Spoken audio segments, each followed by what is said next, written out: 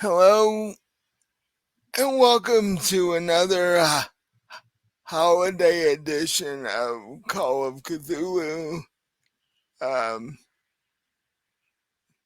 this edition's for Easter, which is technically tomorrow, but we're doing it tonight.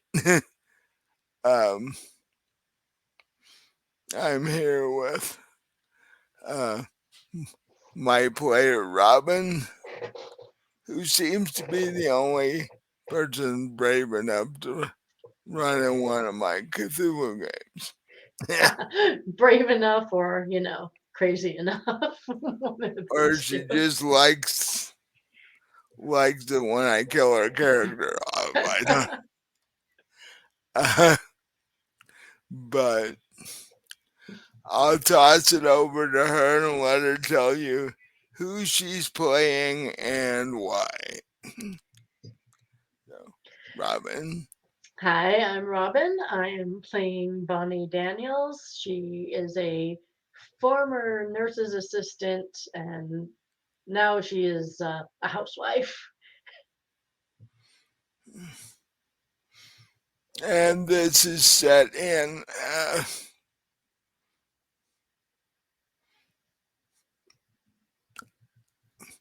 is we'll say it's Easter 1955. So that would make it what? March 30th of 1955 currently.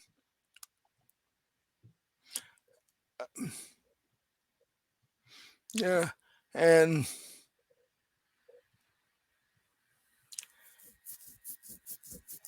as we open up, um, the university itself is out on Easter break. Well, at least the kids are. The teachers and scientists and what have you are still there and still working because this is a chance for them to get things done without the students being around. Um, Now, being the end of March in Massachusetts, this particular Easter is a little chilly outside.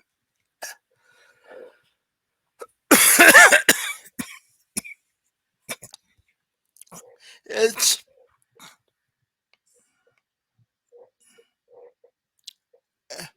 as you guys uh, stumble out of bed and start your day, you look out the window and it's pretty overcast and probably in the 30s if it's early morning. Um, so, how does Bonnie start the day? Well, the way most people start it, coffee. So, since your husband is a science professor at the university, you guys are doing pretty well. So, your house is decked out with all the latest gadgets and you know so you get out of bed and head for the kitchen. Now, are you the type that gets up before your husband does, after your husband does or the same time? Probably get up a little bit before him. Okay. So you get out of bed and he's sort of rolled over and grumbled and goes back to sleep. And you head for the kitchen to make coffee and your, you know, state of the art new fangled coffee maker that all you have to do is add. Now, have you embraced the current trend of instant coffee, or uh, do you grind your own coffee, or how does it go? Yeah, I grind my own. They have the grinder to get the beans and So tried the instant stuff and nah. basically coffee powder. Well, it's I think it's isn't it the stuff they make cork boards out Well, yeah, just about. eventually, yes. Um, so you try to grind the coffee without waking up your husband, and you put it in the coffee maker, and you know what, and get that started.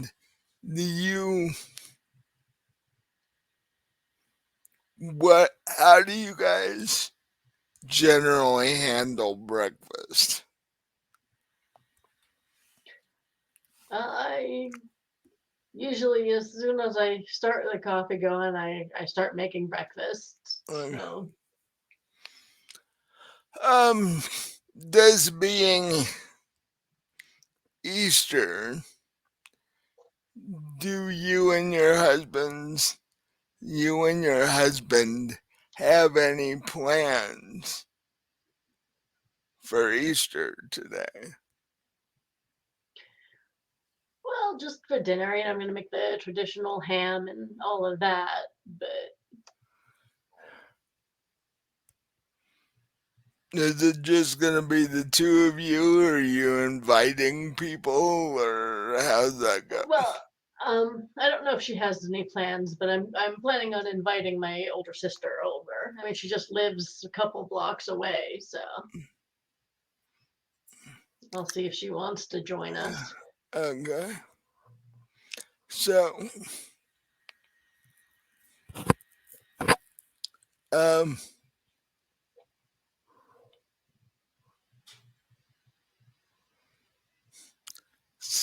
so you put the coffee on and you start making breakfast.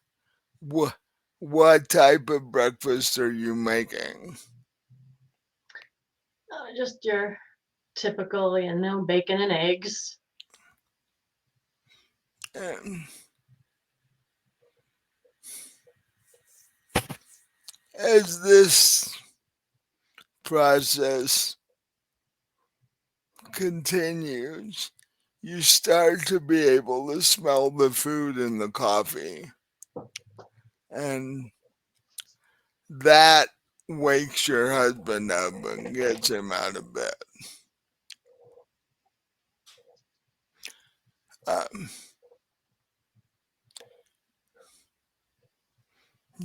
he sort of, you hear him uh,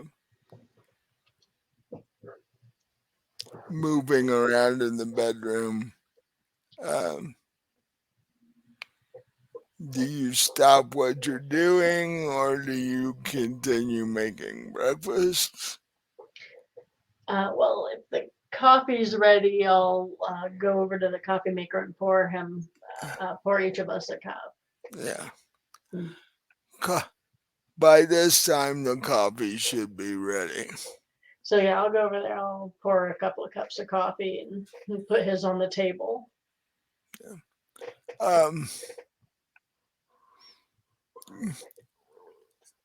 a couple minutes later, you hear the shower going because he, even though it's Easter, he has some work he wants to do in his lab at the university before you guys do dinner later tonight. Because, like I said, it's a good time for the teachers to get things done without having to fuss with the kids being around.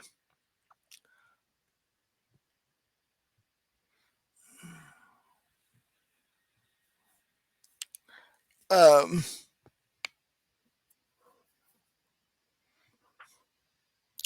since he's your husband, I'll let you describe him. What does your husband look like? Well, he's pretty tall, about 6'3". Got red hair, clean shaven.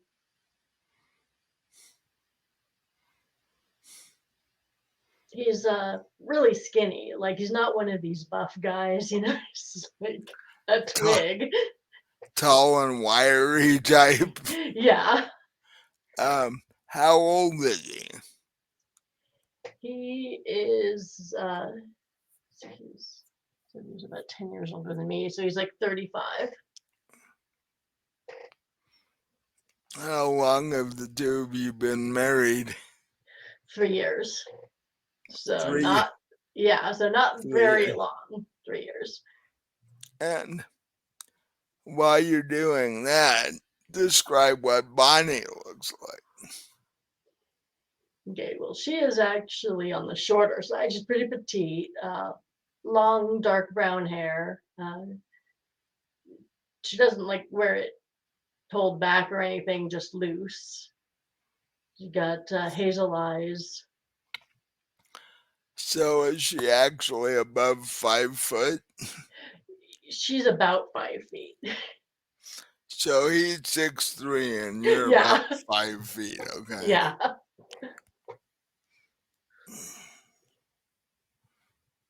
And you said you've been married for 3 years. Hmm. Um, how would you describe your relationship? Well, as long as I've got dinner on the table by the time he gets home, it's pretty good. He's one of those, you know. He's just, one of those. It's the 50s. Well, yeah, most men want their dinner on the table or close to it when they get home. During this time period, anyway. Do either of you tend to drink? Other than like socially or what? No, mostly socially. I mean, we'll both have a couple of cocktails in the evening before dinner, but Oh, you do what they call have cocktail hour before dinner, huh? yes, yeah, we do Okay. that. And you are, well, actually, in 55, the TV hasn't been invented yet. So you can't sit down and look at the news and have your drinks because there's no TV there. Right, but I mean, he tells me about what's going on in the college and all Mm. that. He's got some pretty interesting stories about some of the students. Yeah. So basically, as long as Bonnie does what she's supposed to do, things go pretty smoothly. Right. Eh, Is this an overly affectionate relationship or At home, yes, but um, in public, Benjamin's not one for the whole PDA thing. well no, he's a science professor in the 50s, isn't it? I was meaning more of like at home. Yeah. So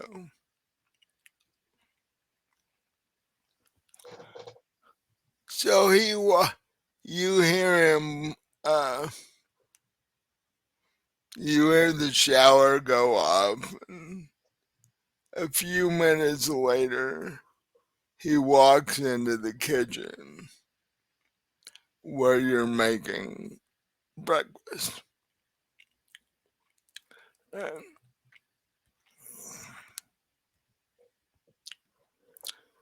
he he walks over and walks up behind you, puts his arms around you and kisses your neck while you're trying to turn bacon and such. And, uh,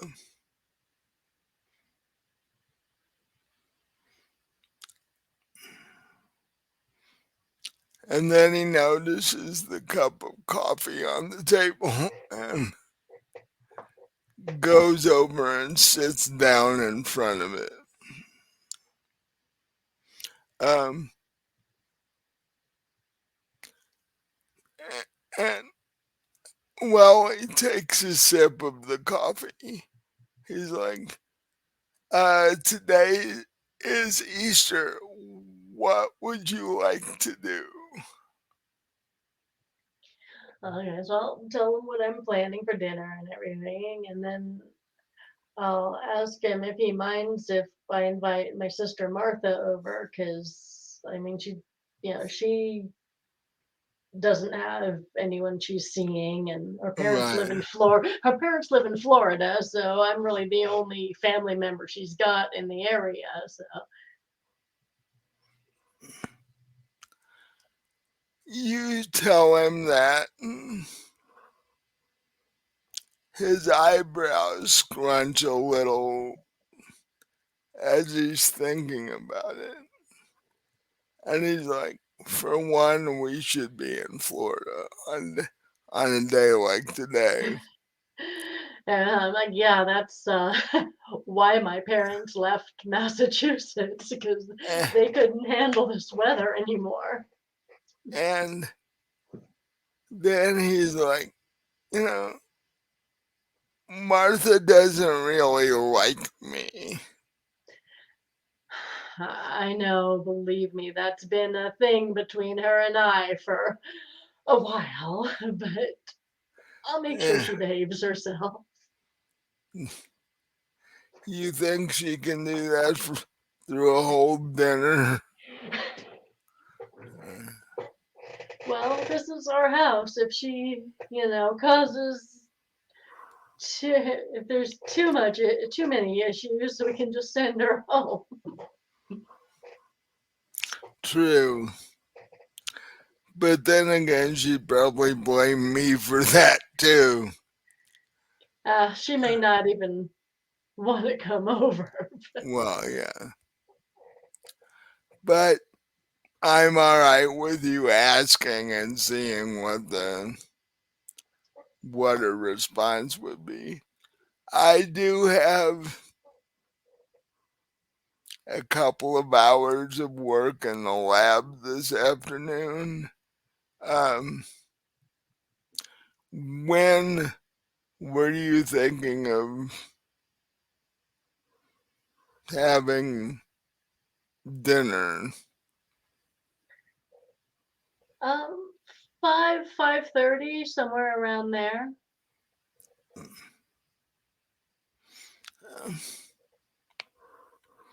No,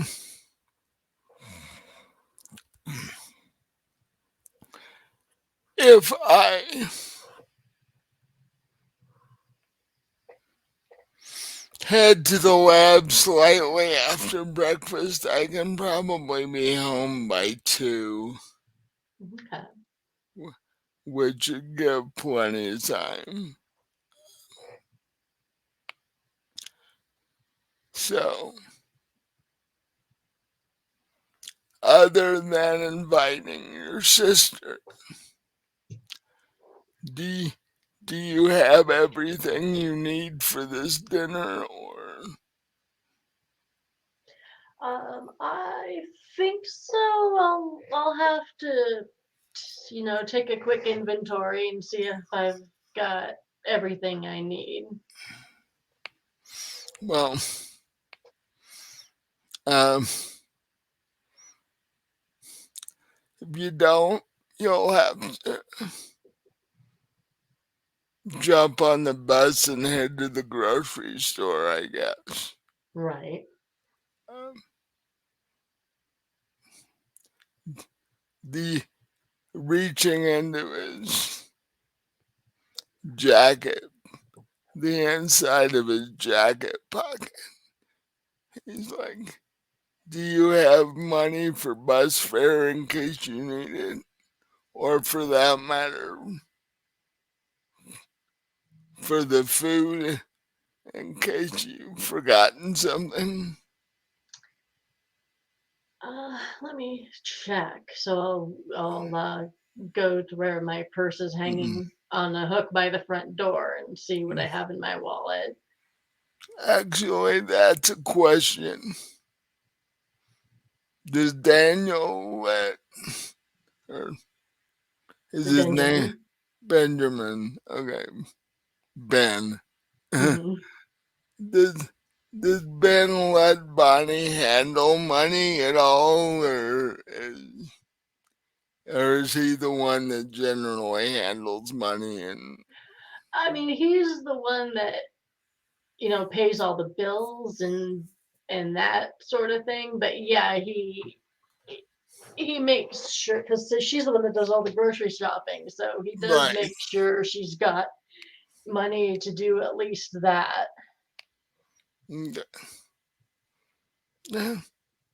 Eh, he says, if I didn't have lab stuff to do, I would take you to the grocery store, but and I would probably advise you doing it early because I have no idea, being a holiday, how long the buses run, Right. Yeah. and you don't want to get stranded at the grocery store and stuff. So, so what do you tell Ben about your fund your cash situation? Well, I currently and I look at my wallet and I've got like $15. So Actually, in the 50s, $15 would go a decent way. right. So I think I'm good. So after we eat breakfast, I should check in the fridge and the cupboards and stuff and make sure I've got everything I need for what I'm planning for dinner. Right. The bus is cheap. The bus is like only a dime each way. Right. I was Really. gonna say in the 50s wouldn't it have been like And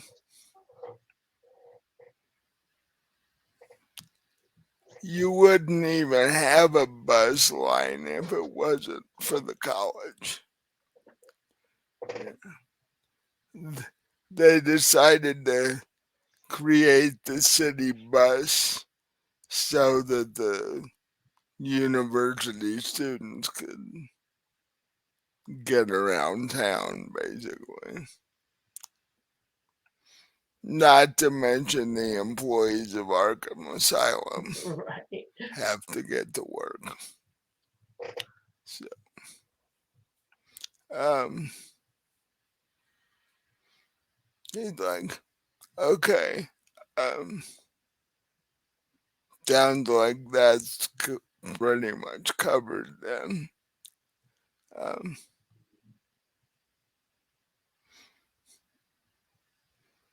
if you, well,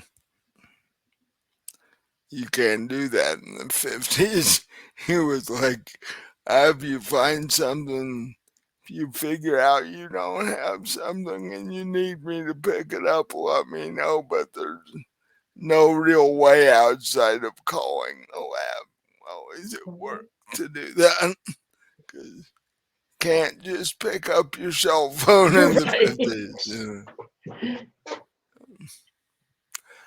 Uh,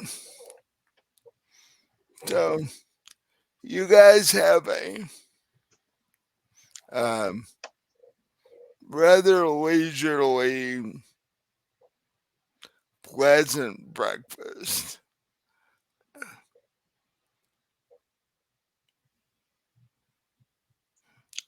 About the time it's over, your your phone rings, and it's one of those beige colored wall phones that Right. you see in people's kitchens about this time. At least it's not that god awful avocado green. Yeah, that's 20 years into the future. That's 70s. Not not only do you have the avocado stove in the refrigerator, you even have the avocado uh, phone to match along with all the chairs around the table are that color. But thank God you don't have to go through that nightmare for another Right. 15 years or so. Um,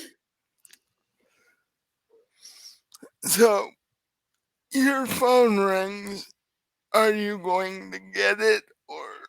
Yeah, I'll get up and answer it. We're pretty much done with breakfast. Yeah. Eh, it turns out that it's your sister Martha, and sh- she wishes you happy Easter first, and then ask if you guys have any major plans. Actually, I was gonna give you a call today. I was gonna see if you wanted to come join us for dinner later tonight.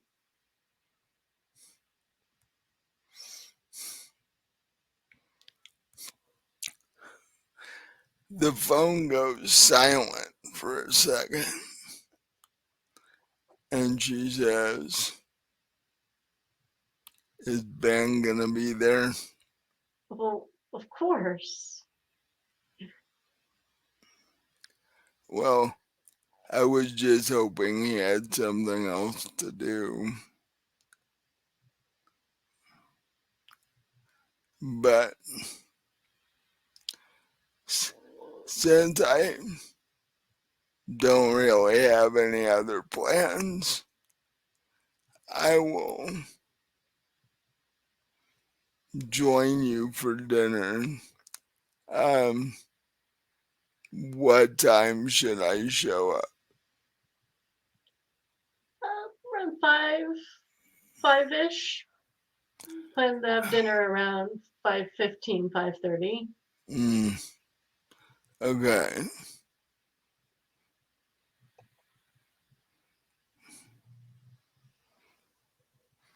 I, yeah.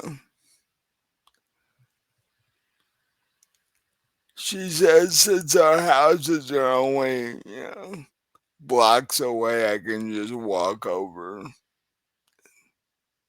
shouldn't be a problem. Um, should I bring anything? If you want to bring a bottle of wine, that would be nice.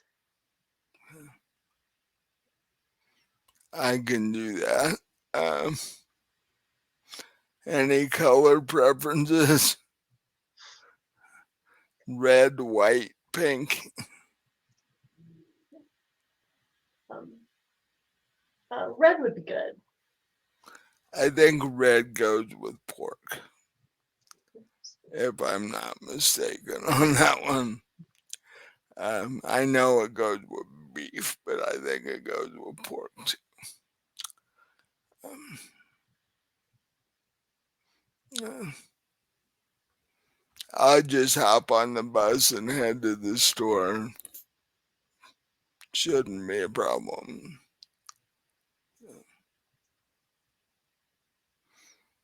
How have things been going? All right. Ben's been busy with whatever he's been doing at the university. When he tells you about his work, it's basically only in a superficial fashion. He doesn't really get into any of the major details because Right. He actually tells me more about the students than he does about what he's doing there.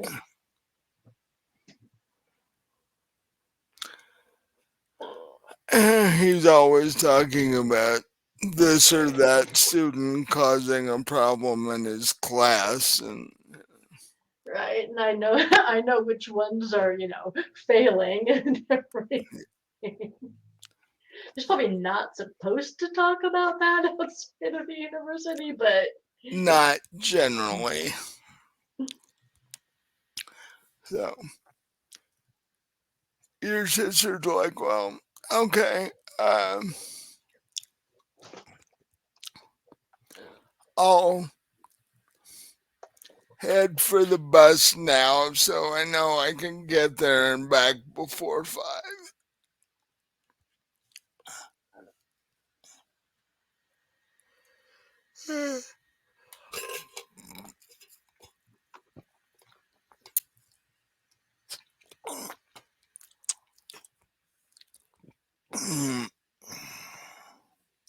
um, but you can tell by the tone of her voice that she's not real happy that he's gonna be there. so I'm, hoping she's not going to be too annoying because, like, she's my sister and I love her and everything, Uh, but at the same time, he's my husband. right. Um, And I so mean, she, has never really told me what it is she doesn't like about him. She's just like, I don't know. He just rubs her the wrong way, I guess. right. Or at least that's the idea you get. Neither one of them have ever mentioned anything. Um, And she's my big sister, so she's maybe thinks she needs to be protective of me, or who knows. yeah. So she doesn't think he's good enough for her little sister. But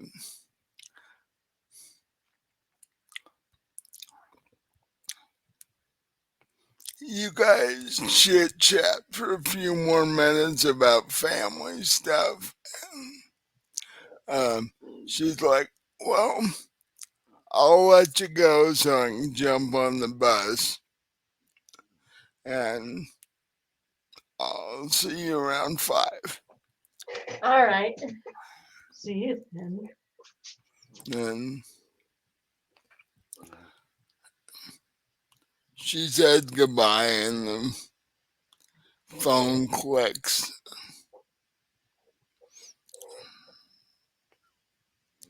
And Ben, who's been been getting dressed this entire time, walks back out into the kitchen and goes, "So how'd that go?" Well, she said she'd join us tonight, so we'll see how it goes.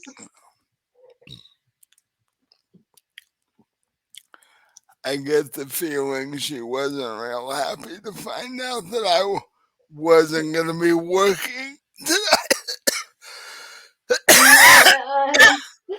I tonight.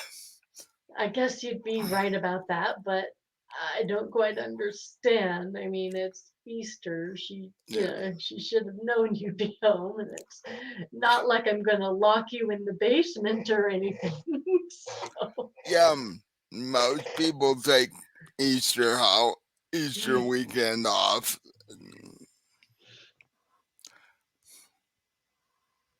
It's only us professors and such that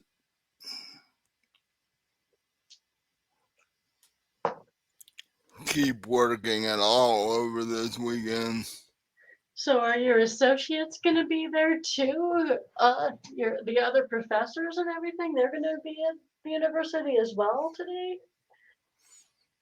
Some of them are. Some of them have scheduled vacation during this weekend. Um, but I'm working on a project such that having the extra time without having to teach students will be useful. So, uh, I'm only gonna work a few hours. Um,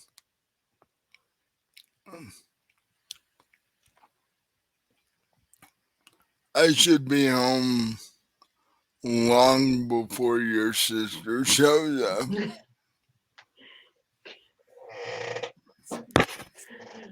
Good. And I sort of laugh, and I'm like, good, it'll give us time to have a couple drinks before she comes over.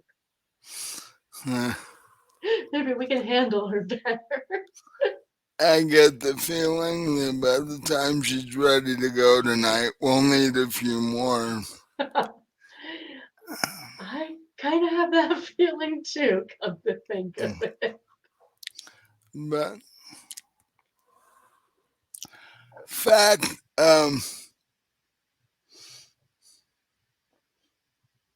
he reaches into his back pocket where he keeps his wallet and hands you a $20 bill out of it and goes, "While you're checking your food supply, um, ch- check how the bar is looking." In 50s houses, everybody had Right. their own bar, so yeah. And if we're low on anything, pick it up before your sister gets back. Okay.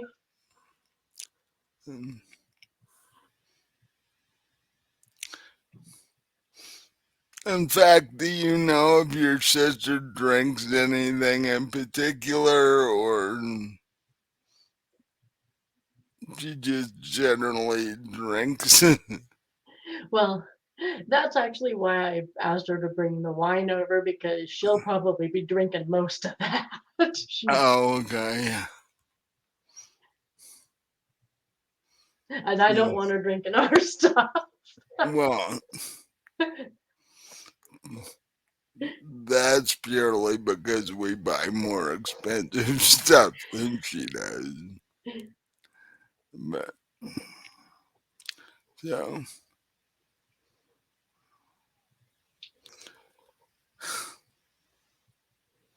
uh, um, if you end up having to go on the bus, I hope it's not majorly crowded today. Yeah, that's a good point. I don't know how many other people are going to be out getting last minute Yeah, supplies. it happens to everybody. I mean, I know I already have the ham. That's in the fridge. It's the others stuff I want to make sure I've got because I'm going to be making the green bean casserole and lemon meringue pie. So I'm going to make sure I have everything for that. Nice. But you inevitably get started doing it and you realize you forgot some things. Right. To make sure I got everything. So,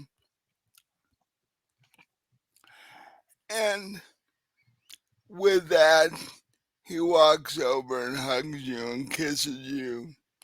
He goes, I should get to the lab so I can get done in a decent amount of time.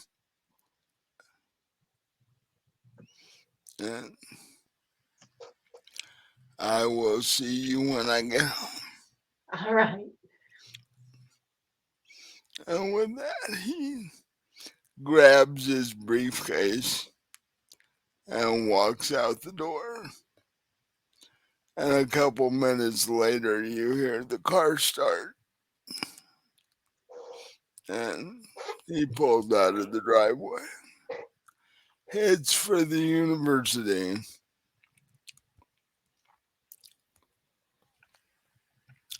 So, what do you do after that? Well, first of all, I'll wash up the breakfast dishes. 'Cause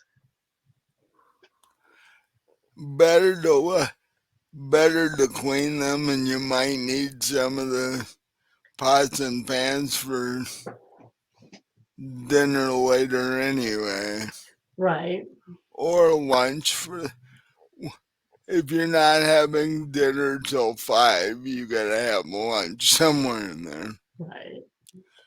But you know, So after I do that, I'll check to make the my supplies in the bar and make sure see if there's anything I need. so um,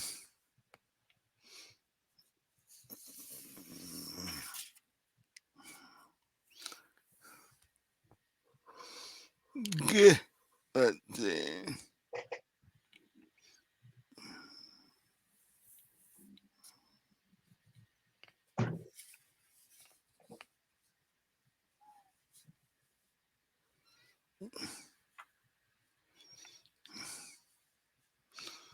Checking to see if Cthulhu has a perception or not. I think spot hidden is the Yeah, closest. yeah. With Cthulhu, vampire, and mage, I can never keep it straight on which one has what. D&D is burned into my skull. I Right. know that one, but the other three I can never keep straight. Um,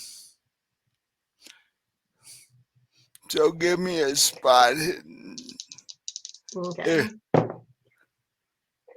Eh, Well, 99 out of 50. Uh, 99 is a botch. Yeah. Um,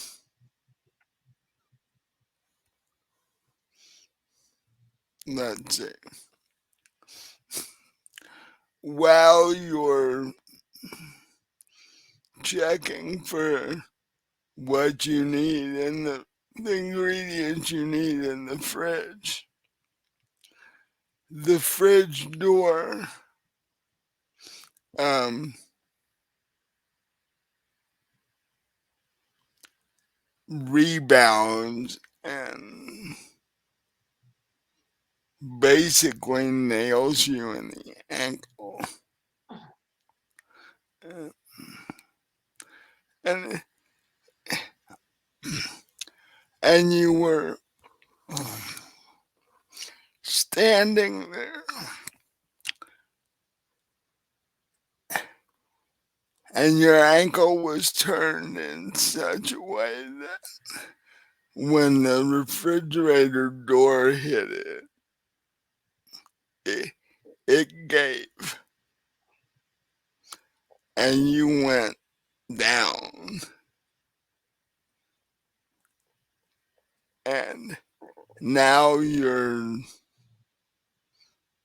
laying on the floor in front of the fridge with the fridge door open. And you're not sure if you can get up currently. Well, I am going to try to get up. So give me a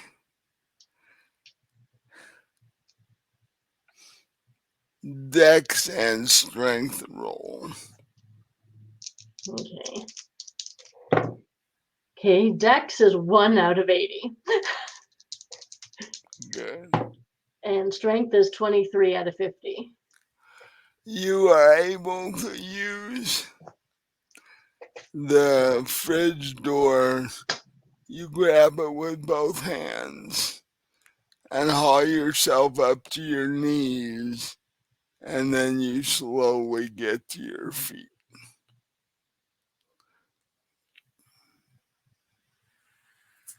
But as you step back to keep looking in the fridge, you get the distinct feeling that that ankle is not stable, that you may have sprained it or twisted it or something. Hey, well, I know I have an ace bandage in the bathroom under the sink, so So you're gonna wrap it and hope it doesn't get worse. yeah.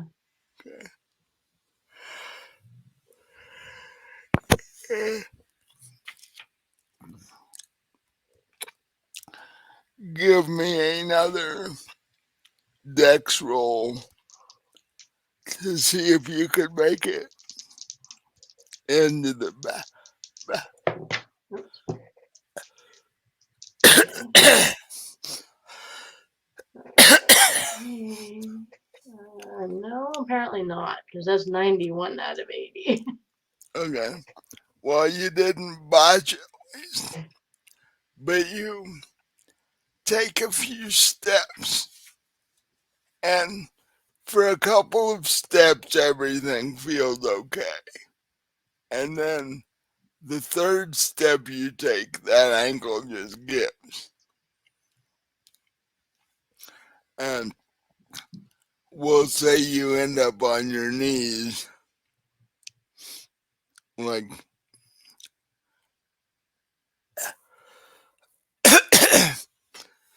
is the,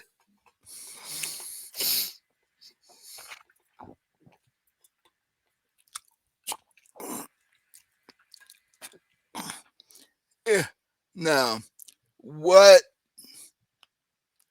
is in between the kitchen and the bathroom? Is the living room in between or what? Yeah, the living room's in between.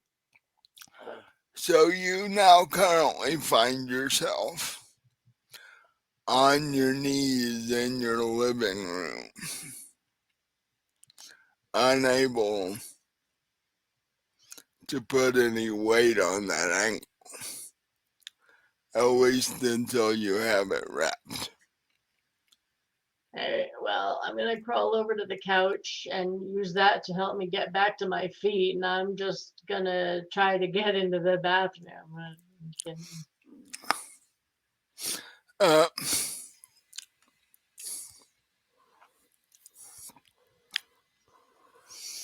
give me another dex roll as you go from piece of furniture to piece of furniture, trying Okay. to support yourself to get to the bathroom. 46 out of 80. You actually by grabbing onto the furniture and the walls and stuff, you are able to make it into the bathroom. So what do you do at that point? I go to the sink and the cupboard under it, and I find the ace bandage. Okay.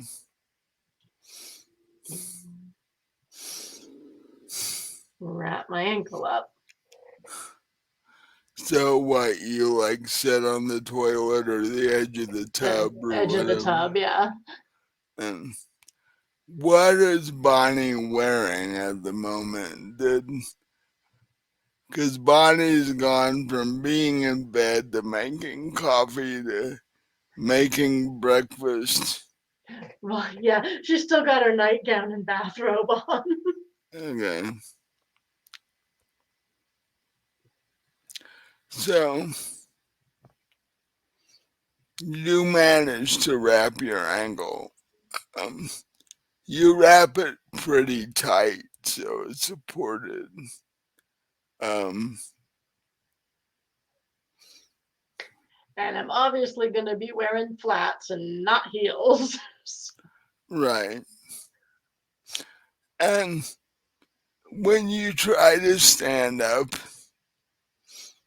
you can do so.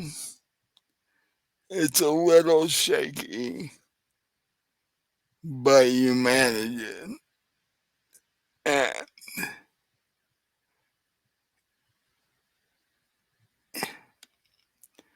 it's considerably painful.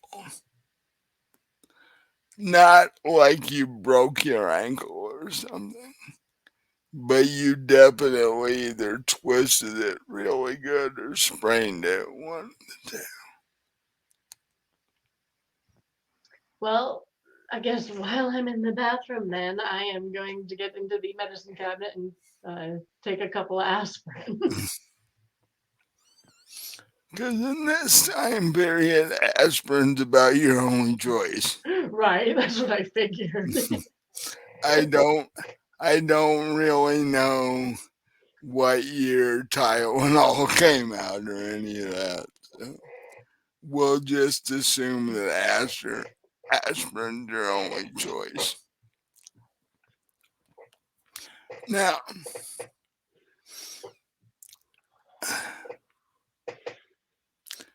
before the ankle issue, when you were looking in the fridge,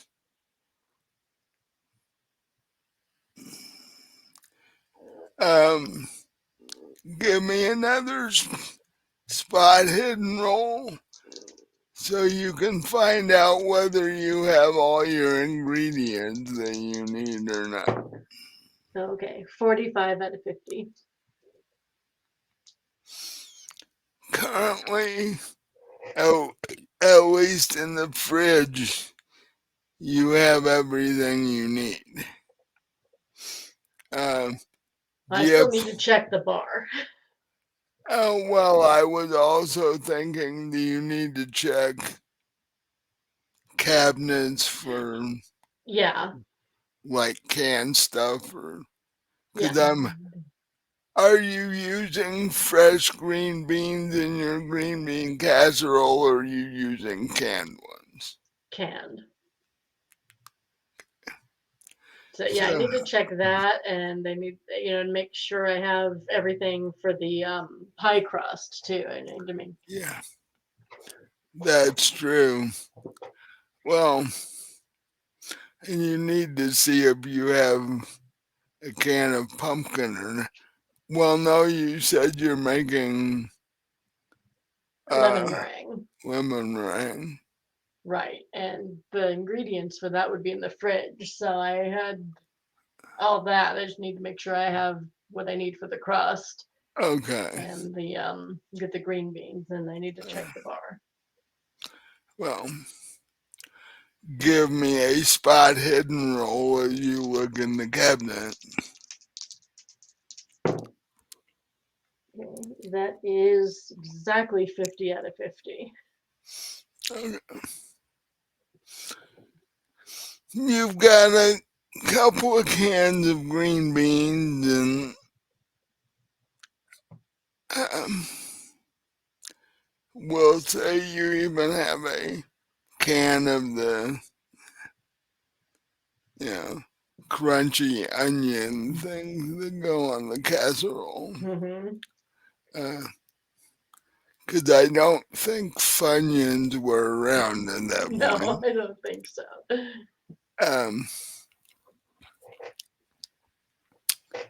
but you do have a bit of an issue. You were going to have a bit of an issue anyway because you're 5 feet tall. Getting into the cabinet to get these things out of the cabinet is going to be a problem, That's what step Spe- ladders are for. especially with the way your ankle is currently. So, describe to me how you do this. Well, that's what step stools are for. Because I am not exactly tall, I have one, Yeah. Uh, which I actually keep in the kitchen. right. Um,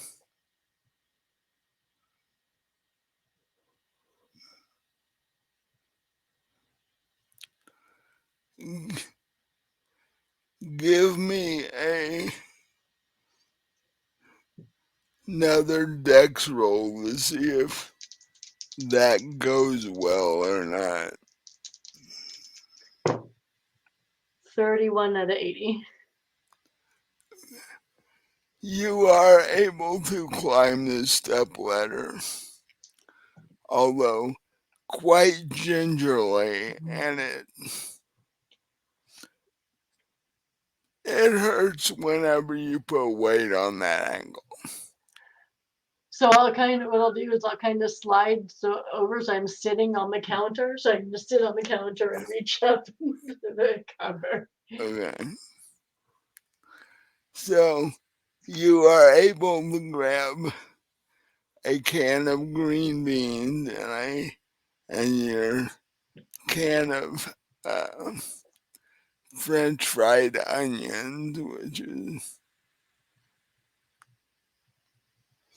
it's strange they have them in cans now. You used to have to cook them. You used to have to fry them yourself, batter them and fry them, but Mhm. now they have convenient, easy opening canister things. Yeah. Or at least that's what the label says.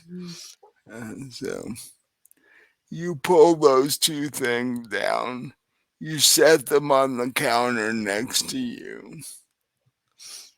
Give me a dex roll to see if you make it back down the step ladder.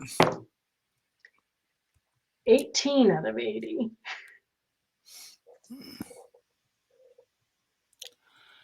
You're starting to feel a little bit of adrenaline going, which makes your ankle hurt slightly less, and you're able to grab your stuff and make it to the floor.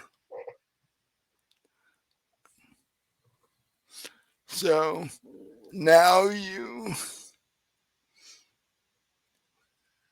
put the step ladder away, which is not an easy thing to do with your ankle currently. And then you hobble over to the bar or limp over to the bar, which um, give me a spot hidden roll to, to check the bar. This is really annoying. I probably need bifocals. Like, to see the computer, I need my glasses, but to look at my sheet and the dice, I take them off. You probably do. That's a 33 out of 50. Okay. You check the bar to make sure there's enough of your preferred alcohol there. Um, what is Ben's preferred alcohol? He and I both like gin. Well, that makes it easy then. You've got two two bottles of two currently unopened bottles of gin sitting on the back of the bar. Um, how long has it been? Do you have bar glasses or do you just drink out of whatever you can get a hold of at the moment? Yeah, we just use our everyday glasses. Yeah, like, because the thought in my mind is you take your coffee cup when your coffee gone and just fill it with gin. It's like, No, just like the water glasses. yeah. Just drink out of the bottle. Pass it back and forth. Well, that's later in the evening. Right. That's after a few hours with my sister. Yeah, right. Yeah. By that time, Ben is ready to just chug crap. It's like, but uh, so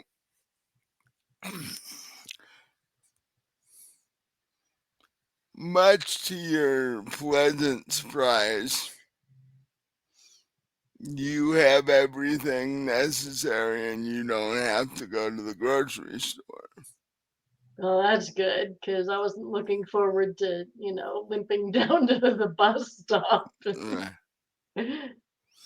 And limping all the way around the store to pick up stuff. And yeah. Right. Um, so,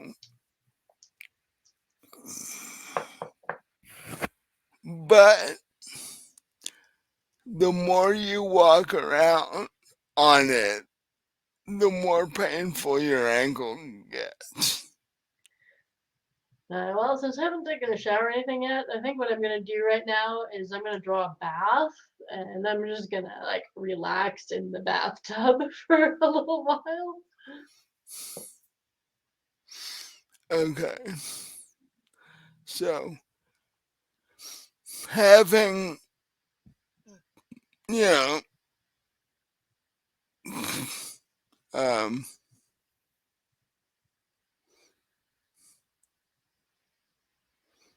having made sure you have all the necessary ingredients for your dinner, um, you head to the bathroom thinking that you'll put the ham in the oven after your bath is over.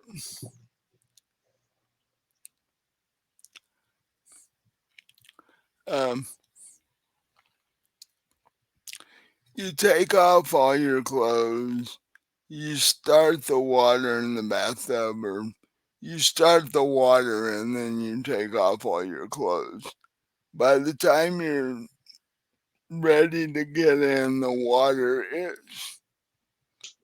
fairly hot. Um, are you a bubble bath kind of person, or Yes. so you? So Bonnie has her bottle of bubble bath sitting on the edge of the tub, and you pour some of that in the water, and bubbles automatically appear. In fact, you have to shut the water off fairly soon after that so it doesn't overflow the tub.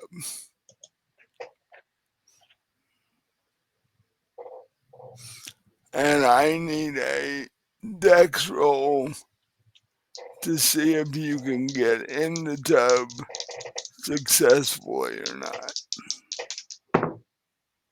Ooh, not quite. 86 out of 80. That's barely missed.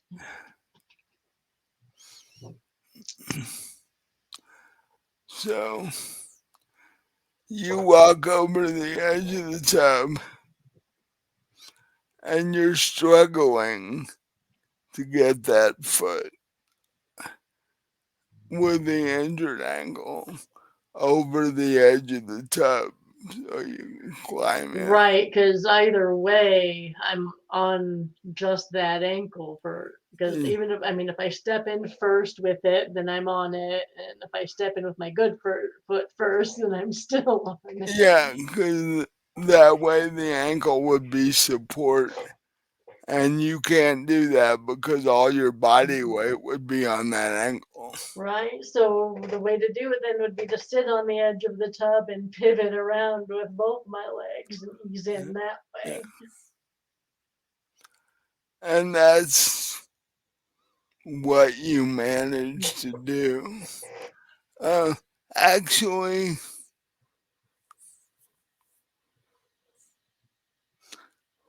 there's not an athletics in Cthulhu, is there?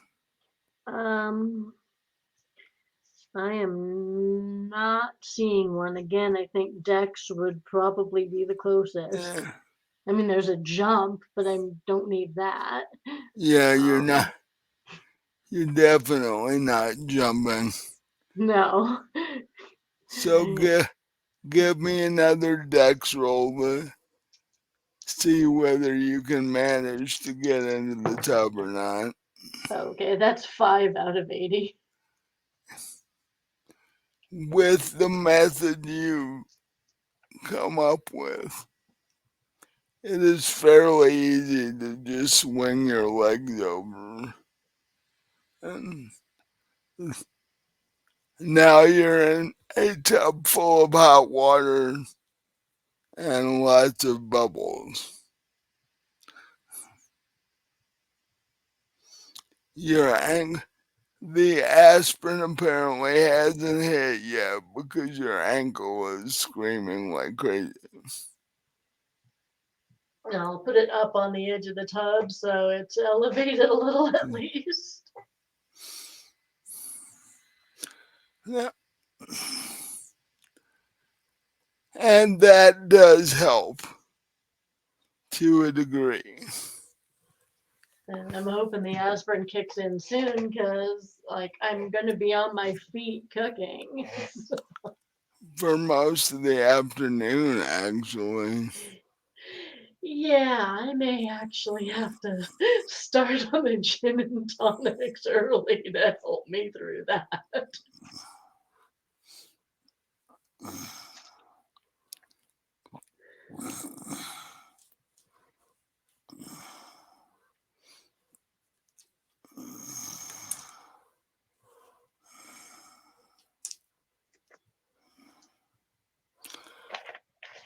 Huh.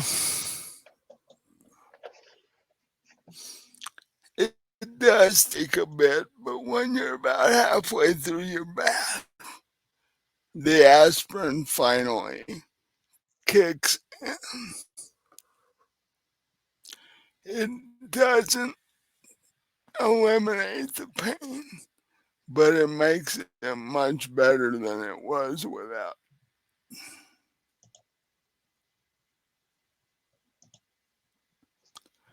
And also, about that time, you notice that you look down at your hand and you notice that you're turning into a prune. Ah, yes. The water's probably cooling down too. The only fact, the only part of you that isn't prune-like is the ankle you have, you know, propped up on the edge of the tub. So what do you want to do? I guess I'll pull the plug and let the water out and try to get out, and I'm assuming that's another dex roll. Yeah. I am kind of happy I put the most points in dex at this point. Who, who knew how advantageous that would be? Oh, 83 out of 80. Shit. You, you try and get out of the tub. And with the tub being wet and your ankle being unstable, to put it politely, you slip and Now remember, I didn't botch, so I'm not gonna hit my head. no, you didn't botch. I can just picture that I botched, and it's like, yeah, you slipped, hit your head, and died the end. Right, yeah, in the bathtub. Uh, well, they do say most accidents happen at home, so, Right. but you slip the foot with the bad ankle gives a little and you slip and you are barely able to catch yourself before you land on your butt in the tub and you're able to slowly work your way out of the tub.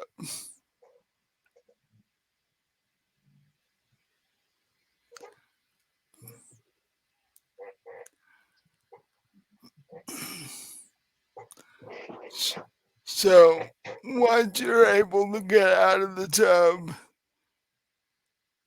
um, give me a dex roll to see if you can dry yourself off and get dressed. Okay, 22 out of 80. You are able to do those things fairly easily once you're in a standing position.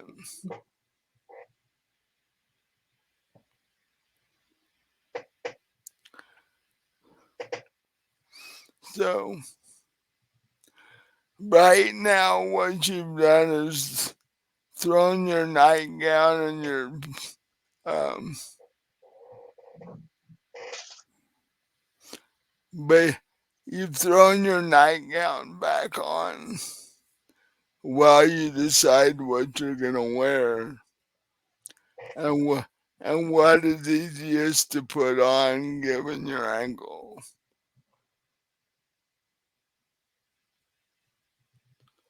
So you very slowly come out of the bathroom into your bedroom and you open your closet door to figure out what you're wearing today. So what are you what are you planning on wearing for the day? Well, I've got like a pale yellow dress with little white daisies on it that I think would be perfect for Easter. So, Since it's a dress, you can pull it over your head and not bother your ankle anymore. In fact, you could probably sit on the bed and do that.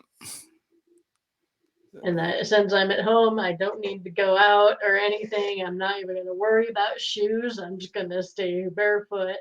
I'm going to wrap my ankle up again after the bath. I'll put the bandage Right. back on that. So, Yeah.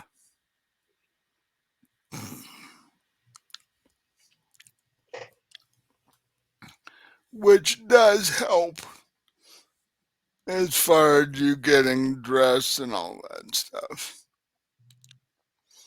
Uh, so now you are cleaned up and dressed. What do you do after that? Well, what time is it at this point? Probably around 11. Okay. Um, I probably should get the ham in the oven just to make sure that's done. I don't Yeah, need to worry about the other stuff just yet. I have plenty of time, but the ham I should probably stick in the oven. because you are going to be feeding 3 people. A ham that size is going to take a couple hours at least.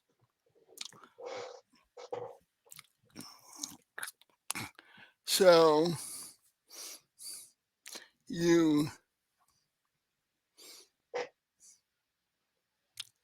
will yourself to hobble into the kitchen, um, wincing a couple of times every few steps, but you make it into the kitchen. And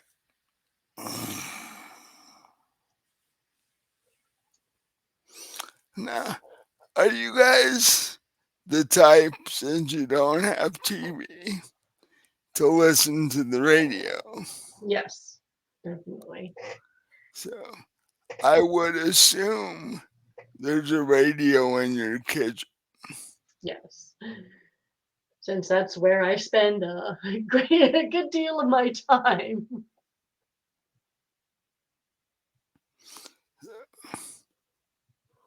Um,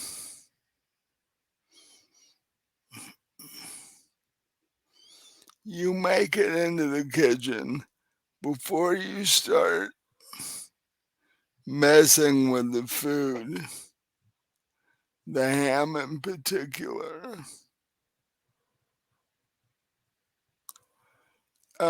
You walk over and turn the radio on,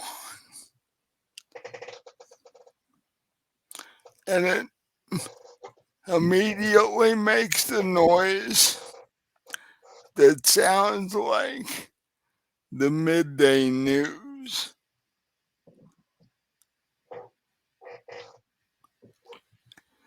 And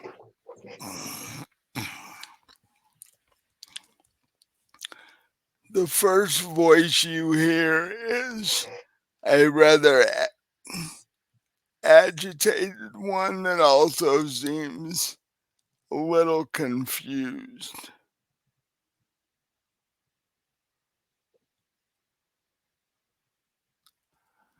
Um, the reporter on the news is,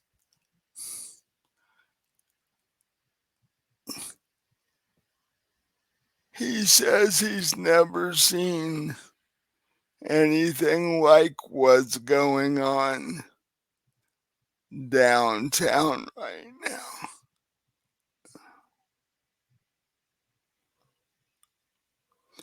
They've called in ambulances and police cars and such just in case something goes horribly wrong.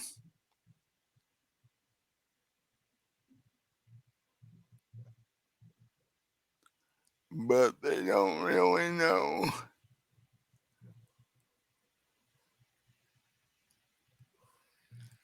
They don't really know. Um,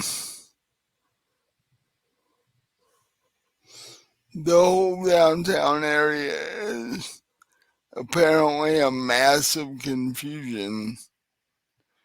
People are wandering around in the streets aimlessly, and they're not stopping for cars. They're not. It almost seems like they're not paying attention to anything. Hmm. And the guy on the radio is like, if you don't have to come out, don't come out. Because until we figure out what's going on, this could be dangerous for people. Well, I'm definitely glad that I didn't need to go to the store then. Yeah, that's true. You would have been caught up in the middle of that. So I'm thinking that's pretty strange, but at least I'm here and Ben doesn't need to go through downtown to get home. I am kind of worried about Martha because she said she was going to go to the grocery store, so I'm Yeah, hoping she's not in the middle of all that. But yeah. I And guess I'll what? you can't just text her and find out No. where she is right now. Right. So I guess I'll throw the ham in the oven while I'm Yeah. listening to this.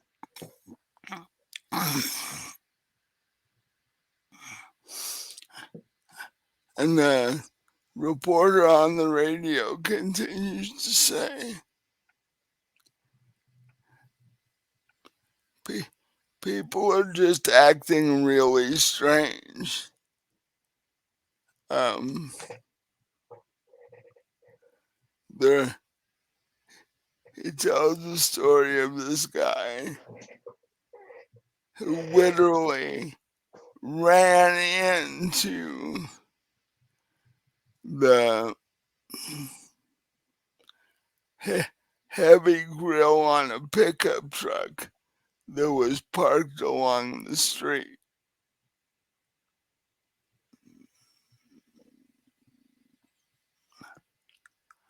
Um, and when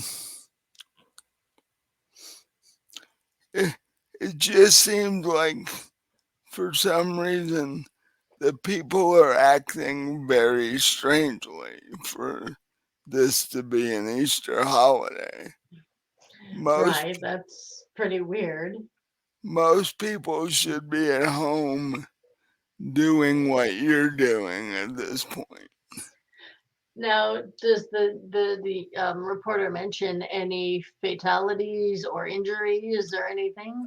Um, the guy that walked straight into the grill of the pickup truck without seeing the pickup truck apparently uh, did sustain like half a dozen stitches in the side of his face for walking into uh, the grill of the pickup truck. Other Well, than at least the pickup truck was parked and not, moving 70 miles an hour, because then he would have been splat. So, yeah, um, but currently the hospital isn't reporting anything out of the ordinary, except they have no idea what's causing this or what's going on.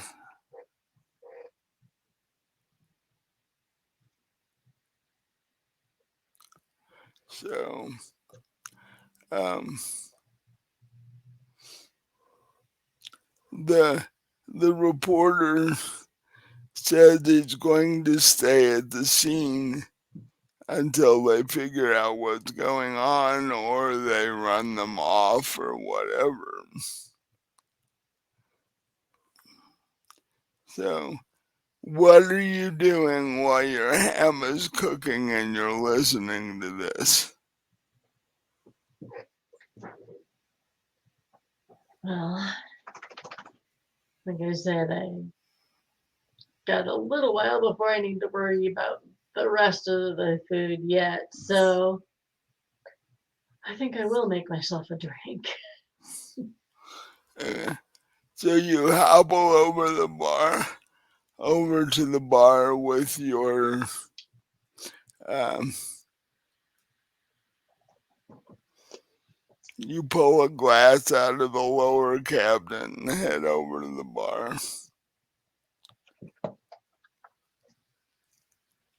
So what did you decide you wanted? I'll do my gin and tonic. Yeah. And so you now have a 12-ounce glass of gin and tonic sitting in front of you on the bar. Um, Even with you taking that out, there should be plenty for the three of you tonight. And since your sister's bringing her own wine with her, you, you shouldn't have. There's no way you should go short on alcohol tonight. No. So you're sitting at the kitchen table with one leg propped up on another chair across from you, and you're sipping your gin and tonic.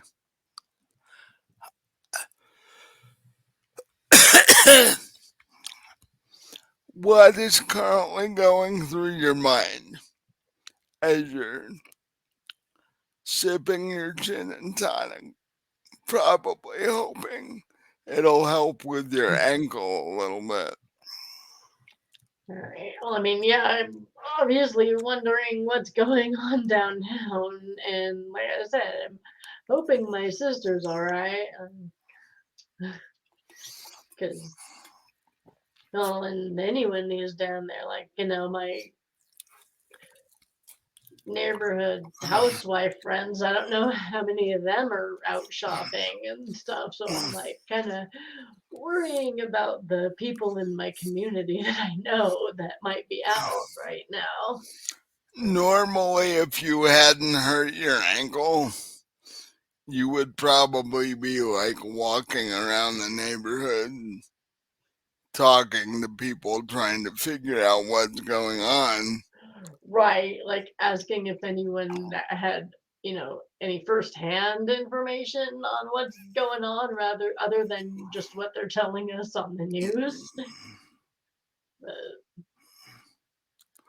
So, I mean, I'm not like freaked out about it to the point where I'm gonna call Ben at work or anything, at least not yet, but and you rightly figure that you can't get a hold of your sister because she's probably on the bus already. right.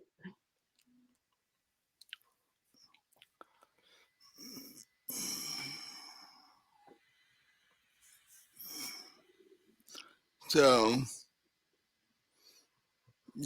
you're sitting at the kitchen table sipping your gin and tonic and relaxing a little bit, waiting for the ham to get at least mostly done before you start the other stuff.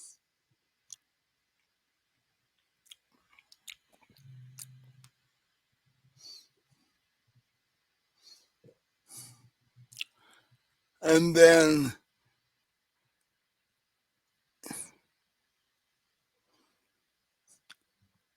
those when they test the like natural disaster radio frequency thing and makes Yeah. the makes that really annoying noise. Yes. That's what happens on your radio.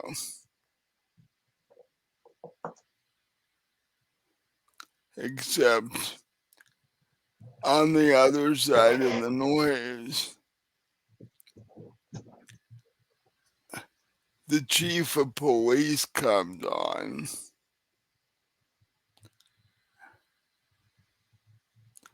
and says, um, we've had our first fatality from whatever is currently going on. Um,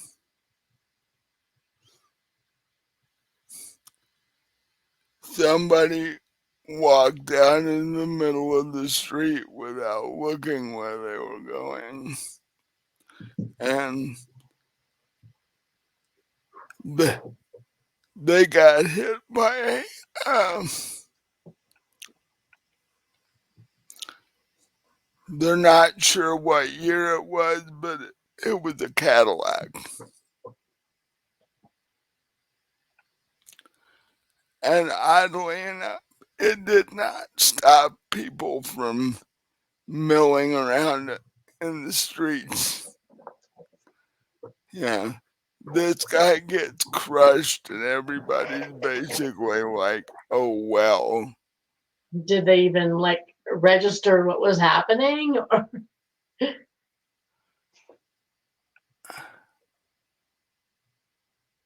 vaguely. Um,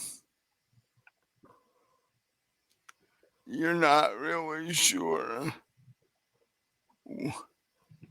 what's going on right.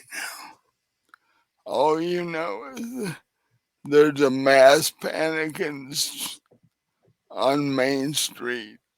And, um,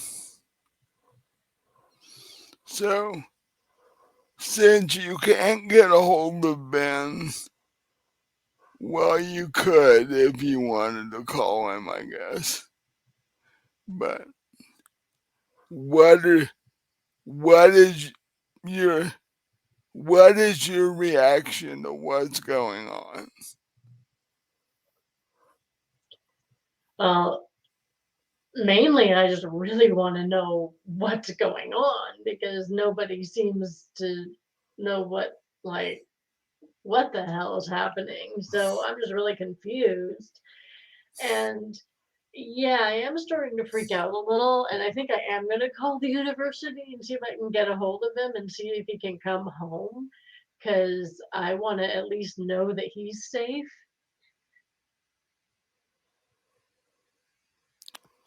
Okay.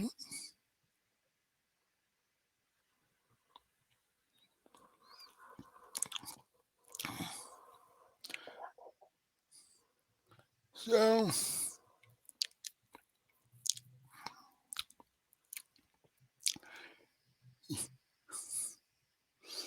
you get a phone call on your phone in the kitchen before you're able to call Ben.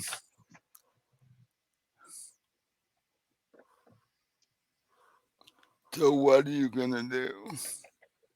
Well, I guess I'll get up and answer it. Hopefully, I can get there before it stops ringing.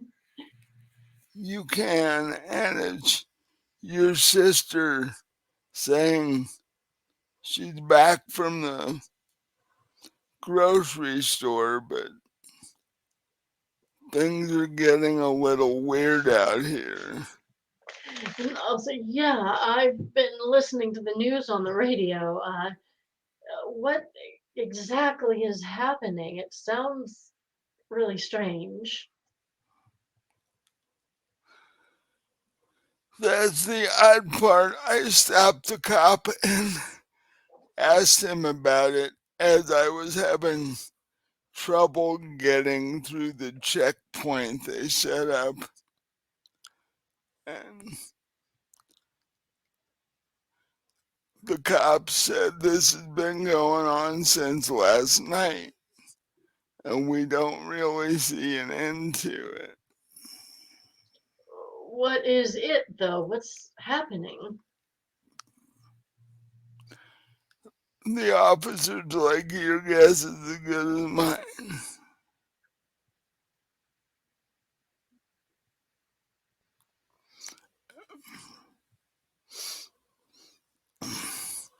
And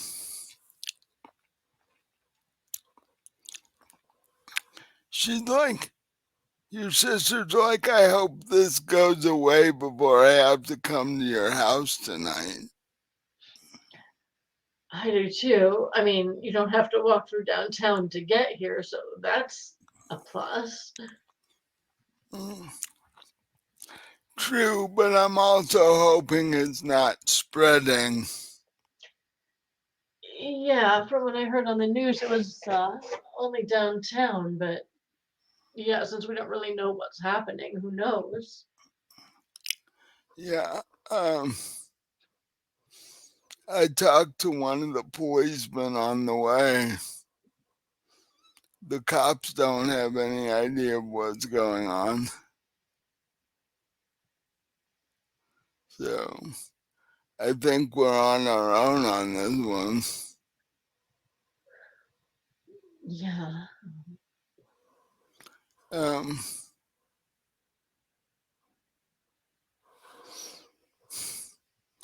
you gotten a hold of Ben? No, I was actually just about to call him before you called. Um, okay. I will get off here and let you talk to him. Um,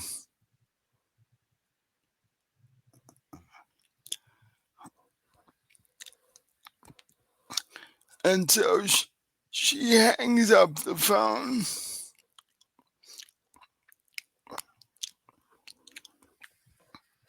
But before she does, she's like, oh, by the way, you should like the bottle of wine that I bought. Most expensive bottle of wine I think I've ever paid for. Oh, we'll definitely give that a try. Um,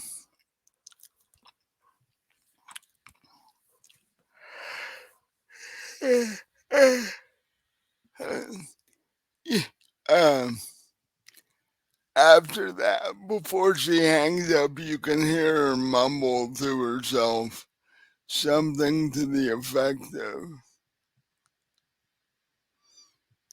yeah, Ben does scientific experiments at the university. He's probably the one that caused this problem. Well, I doubt that. Well, you never know what he's working on down there. Right, but I mean, it's at the university. It's not like he's some crazy scientist in a basement lab that's, covered with spider webs and body parts and God knows what. And your sister's like, have you ever been to his lab? How do you know? Well, I guess you have a fair point there. I haven't been. For all we know, he's trying to build Frankenstein down there. Hold I it. hope not. Hold it. Well, yeah, the first Frankenstein movie was in the 30s, so yeah. Right, and the book was written in, God, I don't even know how long ago.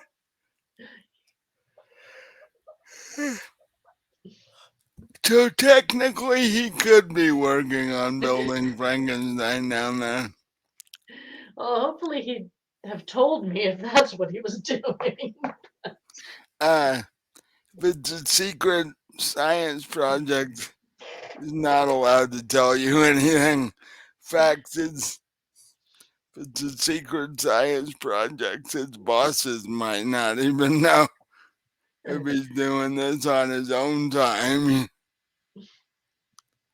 Um, Well, I'll give him a call and see if I can get him to come home early because whatever's going on is just too weird.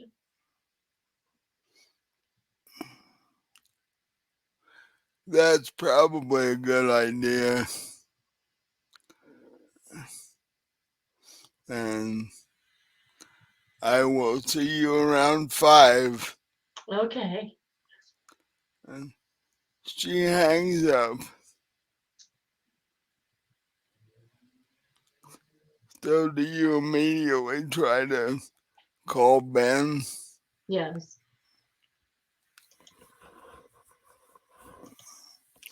Um,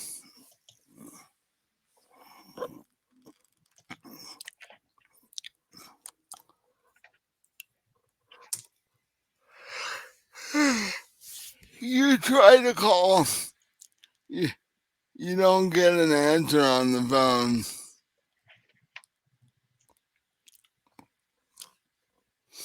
Um,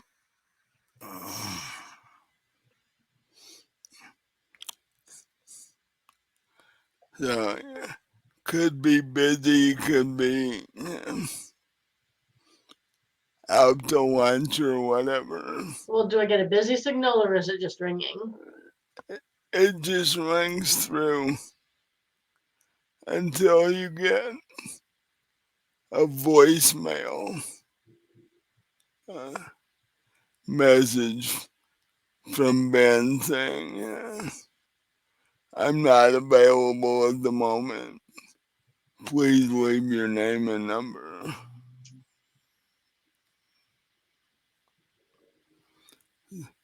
So what do you do?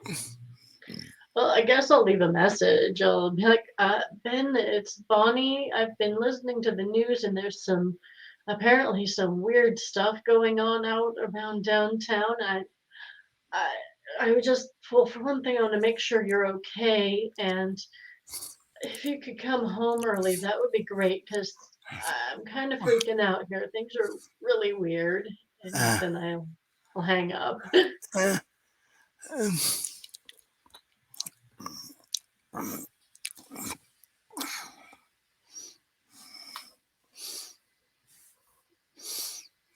About an hour later, your phone rings. You know, get up and answer it. It's Ben.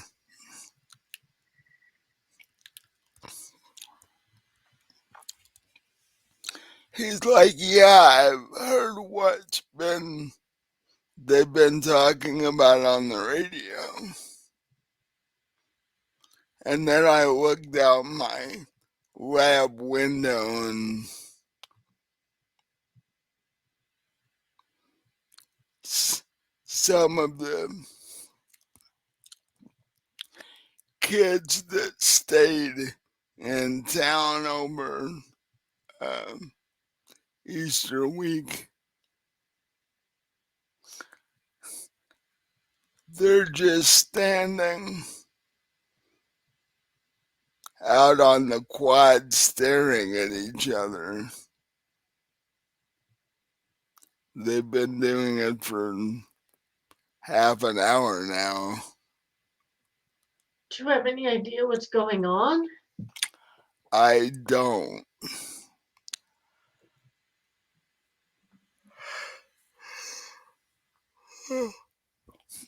Um,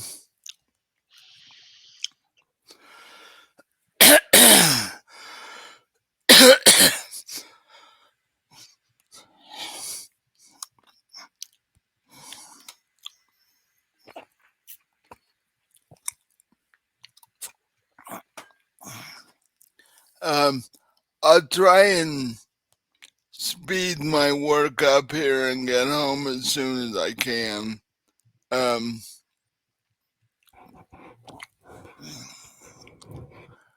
so other than that, how's your day been going? Do you have to take the bus or what?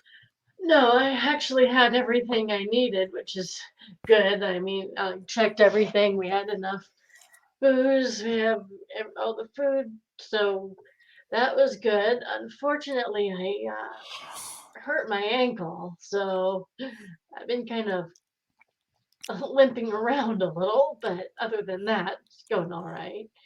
What did you do? The refrigerator door swung closed and hit it just wrong. Uh, um, there should be ice in the freezer. Yeah, I should have thought of that myself. That's not a bad idea. The ham is should be done pretty soon, so that's good. And then I'll just throw the rest of the stuff together. So Yeah. Um, I sure ain't going to stay off of it as much as possible. Um, yeah,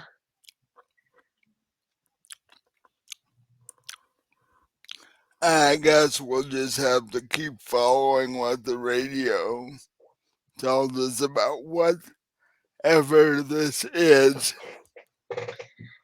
Yeah. Uh, Stay inside because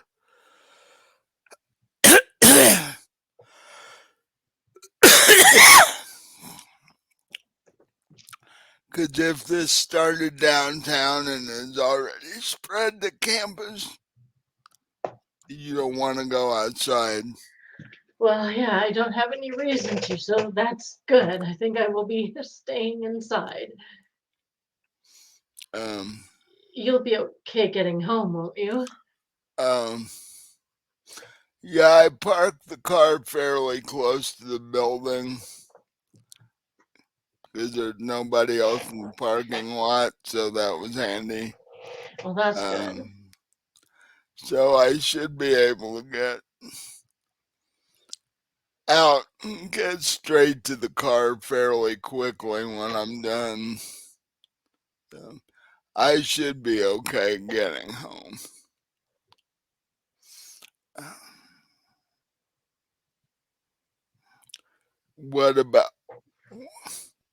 What about your sister? Well, she called about an hour ago and she got home from the store all right, so that's good. And she's, the last thing she said was hopefully she'll be able to get to our place all right. Well, I mean, I don't tell him, of course, what the last thing she said really was. yeah.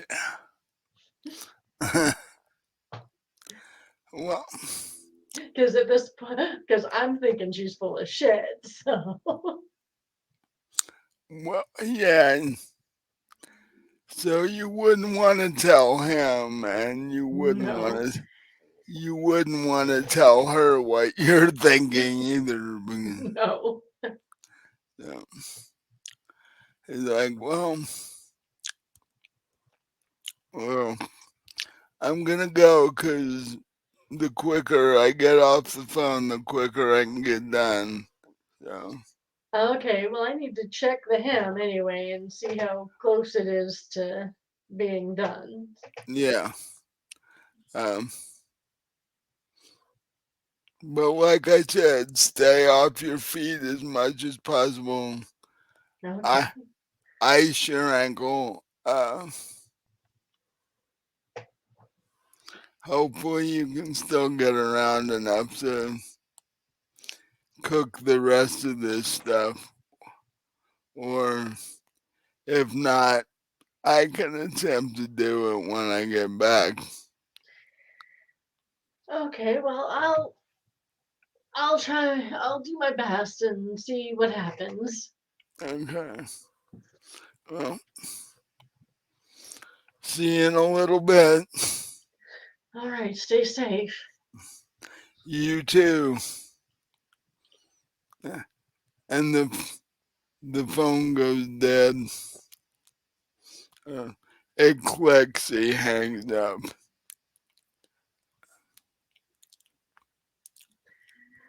So I'll go check on the ham, see how it's doing, see if it's Uh, like having a little party in the oven or something. well, give me a dex check to see how well you get to the stove. 58 out of 80. Okay. You are able to check on the ham, and it seems to be doing all right. Um, you go to the freezer to get the ice that he told you about.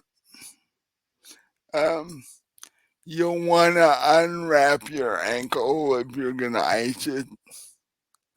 So, Right. the do you do that in the kitchen or do you go somewhere else?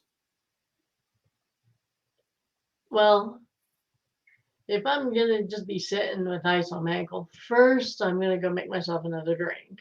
Then then I'll go get the ice and sit down at the table and unwrap my ankle.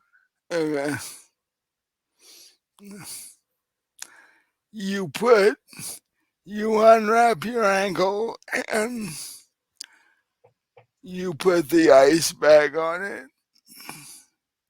You've got, you know, old fashioned ice trays that you've got to pop the ice cubes out of. And Hmm.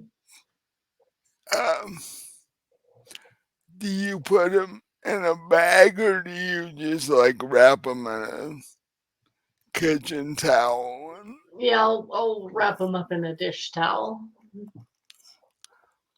you,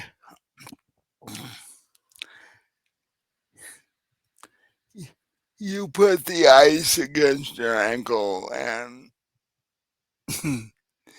you almost, uh, in fact, give me a constitution check. Oh, 66 out of 50.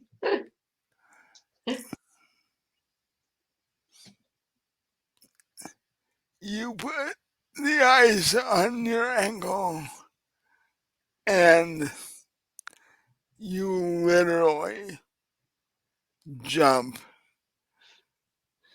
so much that you end up falling off the chair because the pain in your ankle is, yeah, it was already hurting, but then you introduced ice cubes to it. And Okay, well, obviously I need to double wrap that shit, so I'm gonna put it, wrap it up in another towel as a little more insulation. right, I mean, the ice. right. And from your nurse's aid training, you know that you're supposed to hold the ice bag on there for like 20 minutes. So you're sitting there at the kitchen table uh, with your one leg crossed across the other one, and you're holding the ice bag on your ankle, which you notice has swollen considerably.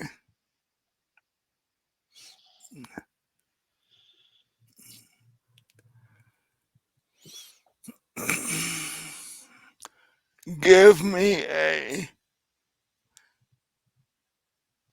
actually about this time you hear a knock on the door. Okay.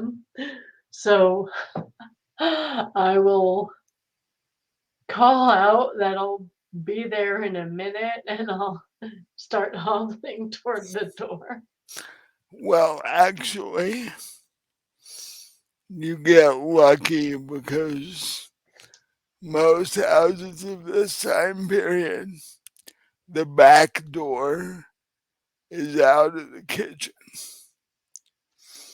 and the knock you hear comes from the back door. Okay, I assumed it was the front door.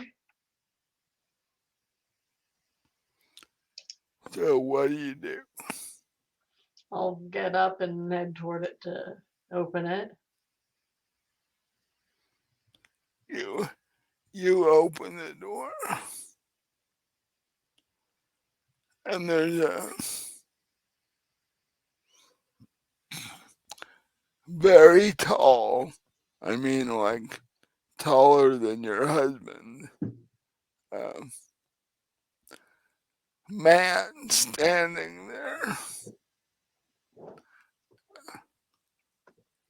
with a salt and pepper mustache and beard and black hair.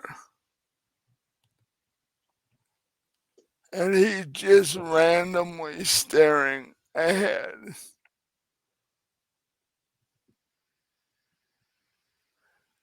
What do you do? I'll ask him, can I help you? He, do, he doesn't say a word. He just stands there in in the entryway to your kitchen.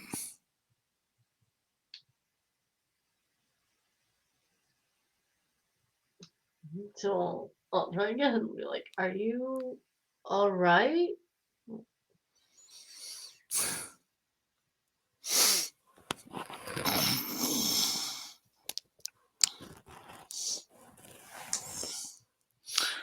Um, he still doesn't say anything. He, he does, however, attempt to push past you and come into your kitchen. Yeah, that's not gonna happen. I'm going to try to close the door. So give me a what will be a uh, contested strength check because you're attempting to close the door on him and he's attempting to push past you and come in the kitchen. That's 25 out of 50.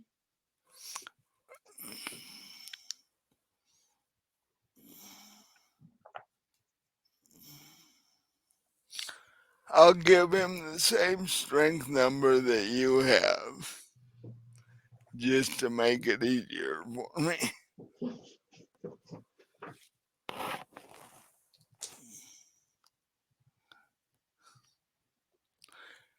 He got an 85 out of 50. So it surprised him when you just, you know, closed the door or tried to close the door on him. You are able to, with the door, push him back enough that you can close the door on him. Okay, so then I'm going to do something that almost nobody in the 50s ever did. I'm going to lock the door. Yeah.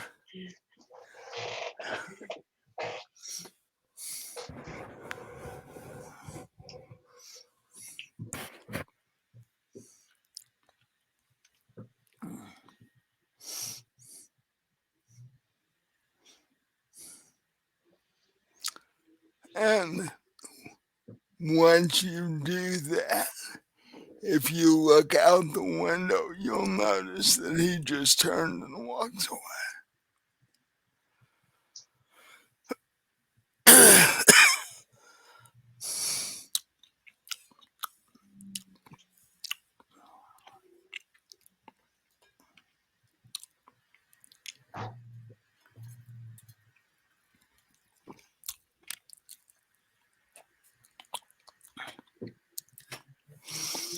uh,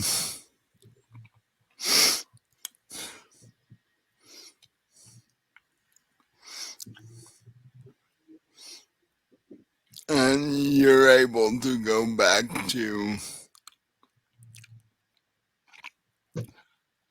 um, preparing the rest of dinner. The ice did help a little. Your ankle now hurts a little bit less than it did. Um, but it is fairly well swollen. So it's good that you did not attempt to wear high heels Right. because you would have landed on your face probably. Um,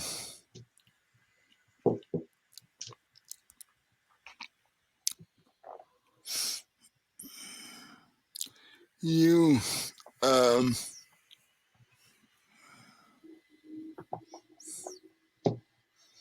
the rest of your dinner preparations go fairly easily. The only problem you have is the ham is cooking slower than you would have thought it did. Um,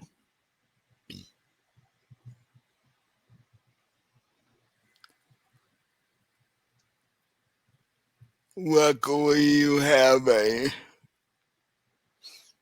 few more hours before your sister is supposed to show up. You're not quite sure when Ben is gonna make it back home, but Oh, hopefully soon, because after someone trying to push his way into my kitchen, I'm a little shaken up. actually, give me a sanity roll on that one. Sanity, Be- huh? That's always fun. Because what just happened doesn't normally happen to most people. Okay, well, it looks not bad then, because it's 31 out of 70. Okay, so you're able to stay fairly well stable. It's like it's still, you're thinking it's a bit weird and Well, like I said, I don't usually lock my door, but I feel like that needs to be done. yeah. I mean, nobody locked their doors back then. Neighbors were just kind of walking into each Oh, other's houses and shit. people didn't even lock their doors overnight back then, which I can't fathom. It's like even when was a kid and lived on the farm, we locked the door overnight. Yeah. So, but back then they didn't even do that. Um, what do you normally listen to on the radio? Just whatever happens to be on. Um, well,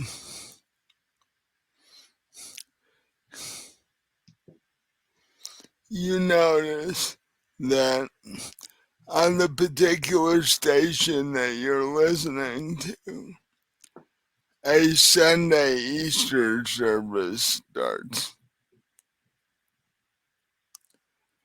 Do you change the channel or do you just leave it there and ignore the whole thing? I think I'm just gonna turn the radio off at this point. Mm. Well, you were hoping to keep up with what was going on downtown, Well, that's the but thing. I'm kind of thinking, I don't even want to know what's going on right now. It's like this is too strange, and it's freaking Easter. Come on, I just want to, not worry about all this stuff. uh, so you um, go over to the radio and turn the knobs to turn it off, and you hear this strange static noise that the radio's never done before. And for a few minutes, the static noise just keeps getting louder and louder and louder until it gets to the point where you're actually covering your ears from the noise. Okay, well, I'm just gonna grab the cord and unplug the radio because I don't know, like, what the hell's going on, and I just want that noise to stop. That unplugging the cord actually makes no difference whatsoever. Okay, that's really weird.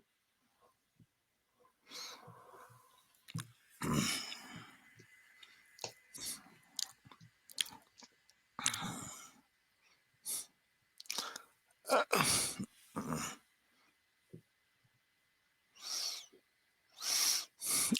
give me a. What did I have?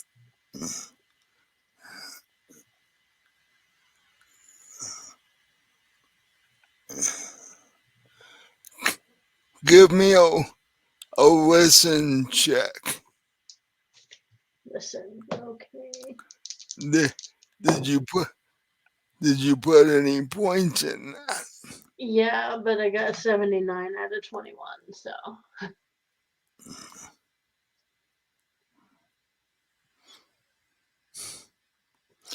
You're not really sure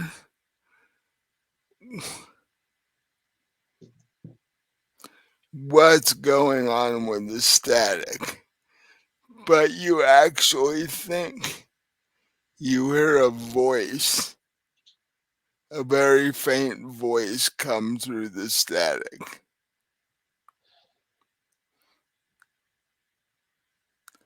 And it says two things: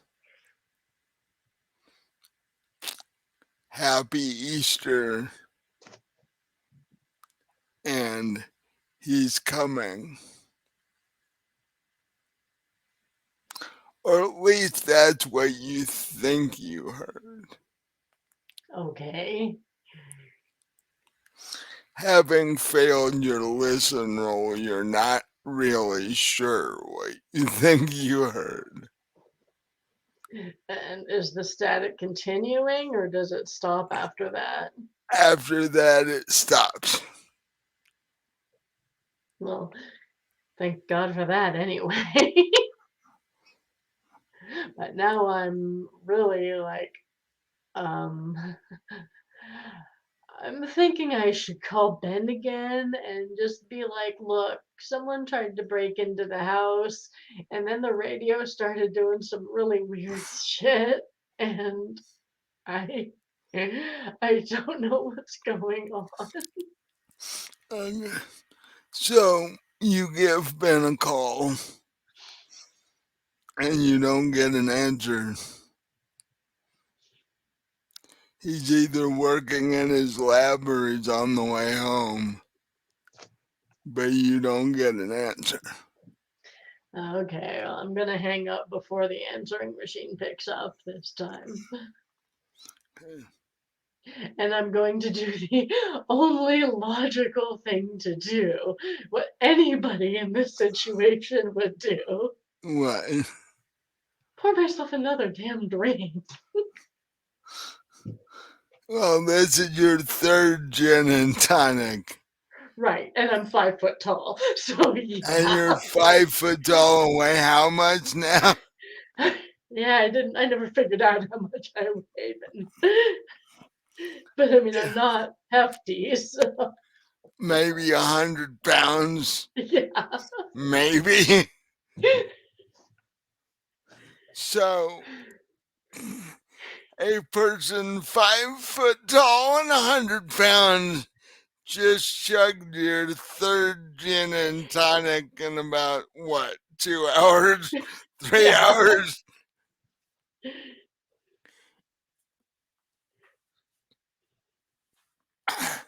So,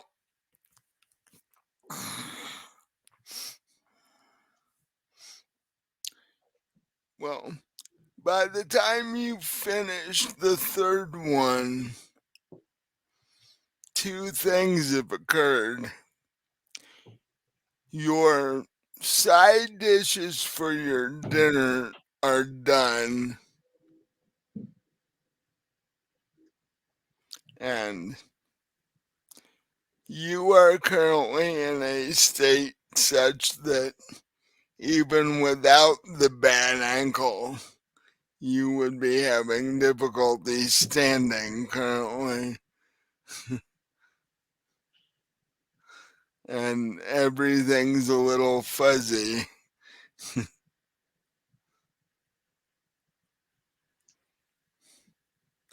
So what do you do? Well, the side dishes are done, and I guess I'll check. I'll go check on the ham again. I'll open the oven door and like, hello, are you cooking? Yes, I'm talking to the ham. Uh, since there is no cooking skill, as it were, straight up cooking skill, give me an arts and crafts roll. Did you put any points in that? No, so I have to get under 5. Yeah. Oh Uh-huh. yeah, that's gonna happen. So give it a shot. 72.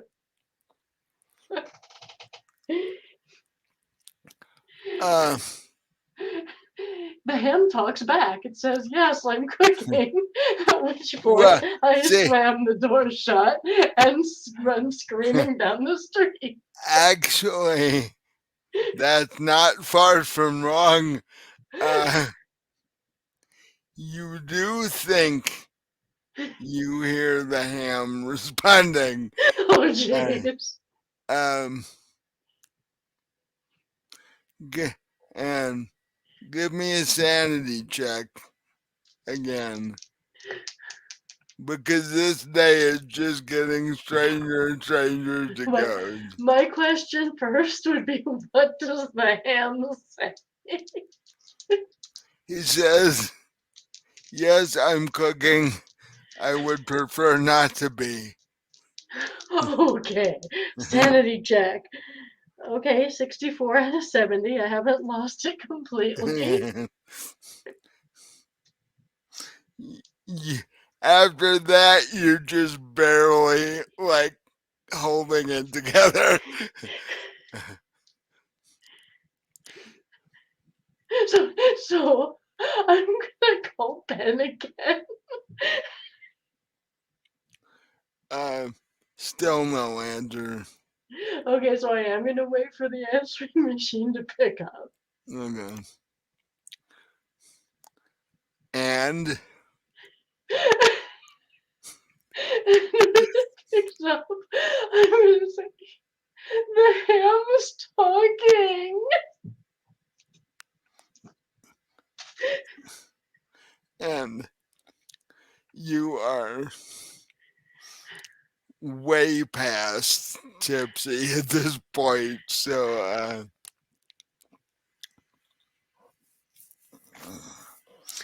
uh, Yeah, and this is the quality content you guys watch our channel, right? that's why Cthulhu has more podcast plays than any of the other games we do. So yeah, that is um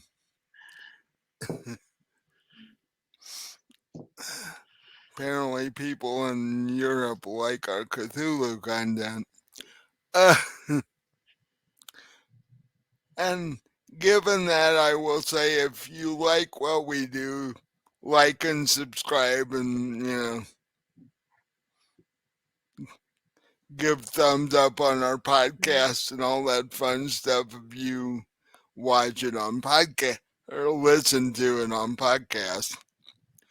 Um, but so after, is that all you say on the voicemail? Yes, yes, that's all So, I say. Yeah, so I'm just slurring about the ham talking, and he's like, God knows what he's gonna think if he hears this yeah. message.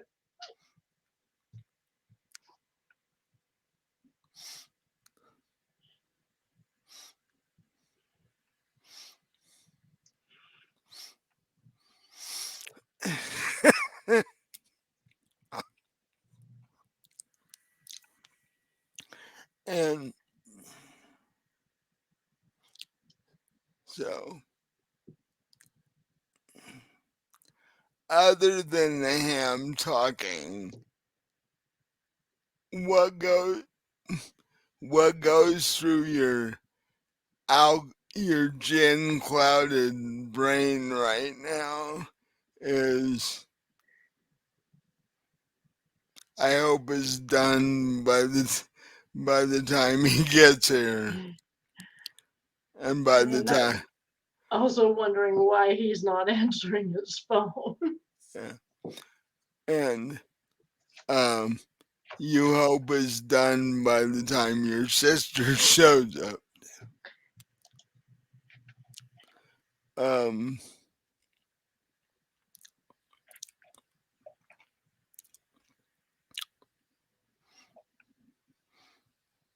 give me a spot hidden check.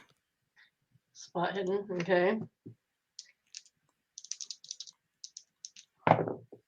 It's 44 out of 50. You you just casually look out the window. Yeah, basically to see if Ben's car is coming up the drive because you hear something outside. Um,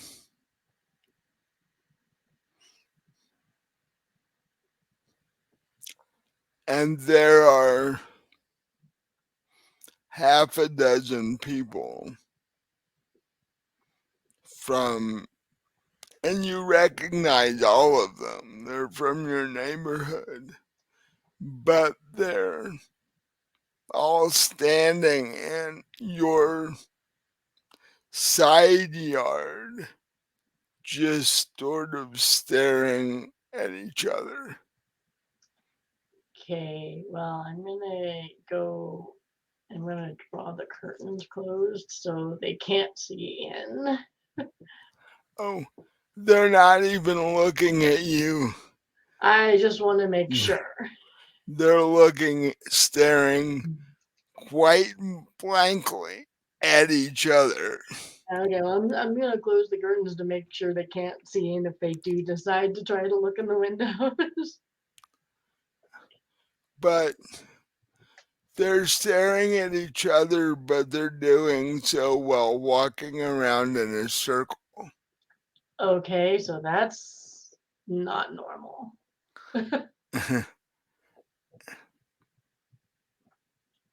And so you pull the curtains so you can't see this. Right. So I can't see that, and so like I said, if they do decide to look in the window, they can't see me because I yeah, what's going on out there is just too friggin' weird for me. Give me a sanity check. See, that's the one time I do tend to roll pretty well is with sanity. Yeah, 40 out of 70. the one time I want your dice to murder you, it doesn't work. Uh, Yeah, right. But looking in the refrigerator, yeah, get yeah. injured. I See, mean, come on. there you go. It's like, yeah. Uh, so you're able to, you know, keep your conscious mind going, but you're like, what in the hell is going on?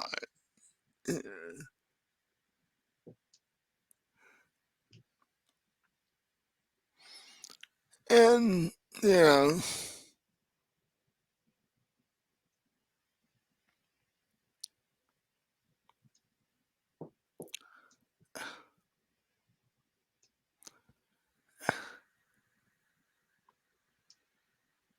about, Plus, I'm probably drunk enough that I'm like not really aware of what's going yeah, on, so that's probably helped my sanity roll a yeah. little bit.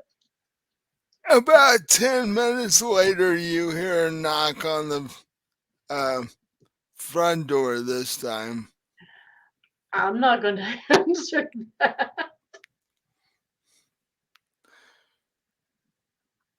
They just keep knocking.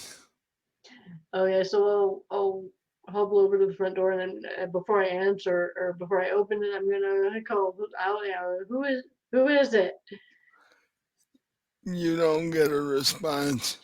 Okay, so I'm gonna ignore it.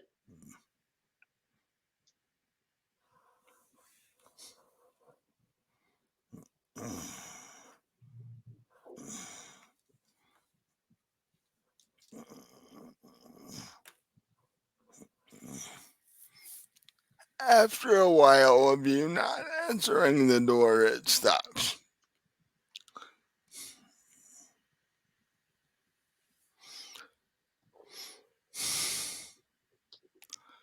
But the one thing that does start to go through your head is that it's been a while since Ben told you that he was going to finish up and head home.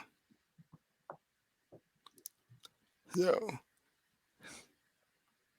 even through your um, alcohol slowed thinking processes, you start to wonder why he hasn't made it home yet. Oh, I don't think that was him though, because one thing he would knock because he's got a key, Right, and for another he would have answered me, and I called that. right. So okay, well the weird starey circling people were out the back door, the kitchen, right?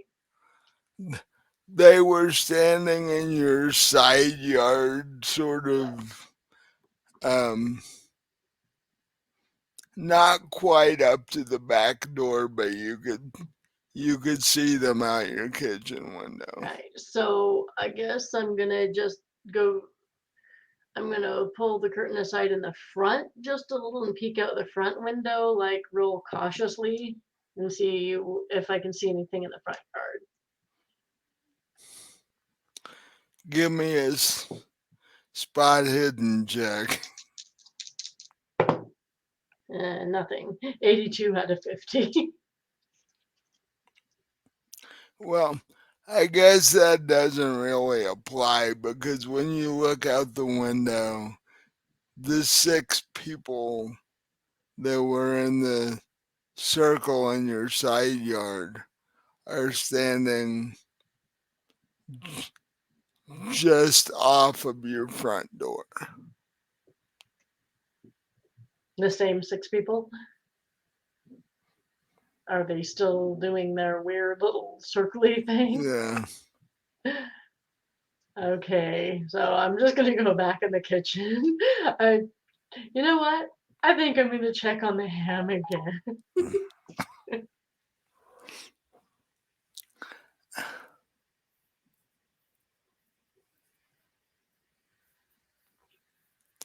And so you go do that. Give me a spot hidden check to see how that goes. 74 out of 50. The ham's burning. At this point, you open the door and the oven door, and you get a cloud of smoke. Ah, shit. I'm gonna turn the oven off. I'm gonna grab the oven mitts and pull the ham out, put it on top of the oven, and hope that it's salvageable. Um, you cut into the ham. The center of it looks edible. The outside of it's charred. All right, so I'll just take a knife and I'll just kind of cut all the burn shit off and throw it away. And when you do this,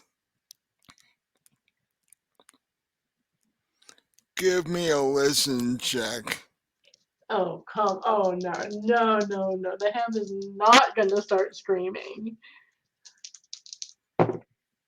43 out of 21. The ham says, "Why did you kill me? Oh my god. What did I do to you?" Are you serious? Do I need to make a sanity roll? Yeah, I in it like IRL I would need to make a sanity roll like right. that. Yeah, Okay. yeah. Okay, that is 62 out of 70. So I'm You're barely holding it together right now. yeah, in fact, I'm gonna just like I'm gonna go grab the gin bottle. Not even gonna bother to pour. I'm just gonna start drinking out of the bottle at this point. Be like, whatever's happening, I'm just gonna get drunk or you get put drunk. you put the knife down, pick up the gin bottle, yeah, take a chug off the gin bottle, and very slowly and somewhat painfully make your way into the bedroom because you've basically decided, this Easter meal is ridiculous and you're just not gonna deal with it anymore. Oh, I do not need the ham trying to play a guilt trip on me.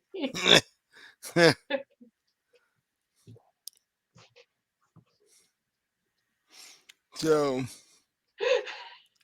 you're basically standing. Well, no, you make it over to the bed with the gin bottle, and you're just sitting there on the edge of the bed with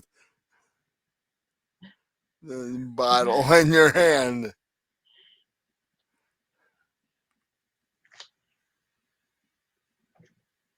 And I'm kind of thinking maybe I should just go back into the kitchen and lay into that ham and be like, look, your dinner. What the hell do you think you're trying to do? I'm supposed to cook you. That's what you do to ham.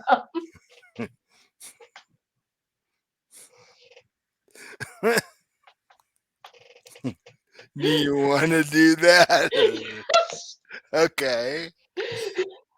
You, I am literally gonna have an you, argument with a burned ham. you, with newfound adrenaline, you march yourself into the kitchen, uh, and the ham is sitting there, and the knife is sitting there. So what do? I'm just gonna literally be like, look, you can't, you don't have anything to say. Your dinner, you're supposed to get cooked. That's what people do to ham. You do not try to make me feel bad about it. And like the whole time I got the gin and I'm drinking that. It's, give me another listen check. 48 out of 21. Ow. And the ham is like, look, lady, I may be a ham now, but I didn't start out that way. And I still So, don't want you to cook me. so So for one thing, I already cooked you. And for another thing, what am I? What are you? Then a pig ghost? What the hell? And he's like, yeah, and you did a really crappy job, apparently.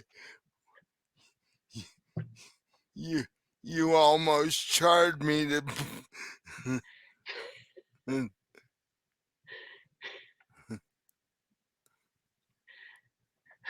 So I'm like, what do you want from me?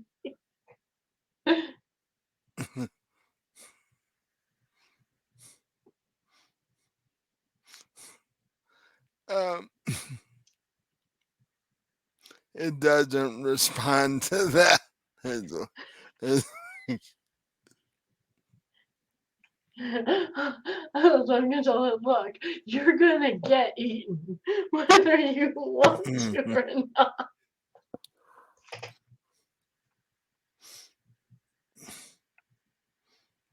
and then from out of nowhere, it says the exact same thing that the guy at your back door said, He didn't or say anything. The or radio static. yeah, uh, and or at least that's what you think it says. Okay, It's so I'm gonna ask the ham who's coming. You talking about the Easter Bunny? I mean, what the hell? Who's coming? and it in a very low but sinister sounding voice. It says, "You'll find out." Okay, so I'm gonna pick up the knife and I'm just gonna start whacking it, like not even carving it in a reasonable fashion. I'm just gonna start whacking at it with the knife. Well, considering you've practically emptied an entire bottle of gin by now, that seems logical.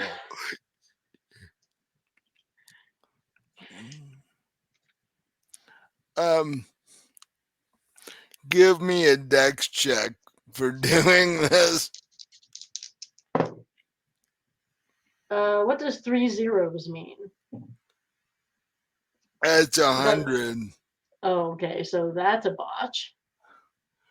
You, you're sitting there, yeah, with the knife, sort of whacking chunks out of this ham, and the chunks are flying on the counter and shit. And you, yeah, you go to do it one last time to try and really kill this thing, because at this point you're not even sure if it's alive or not. And you miss the ham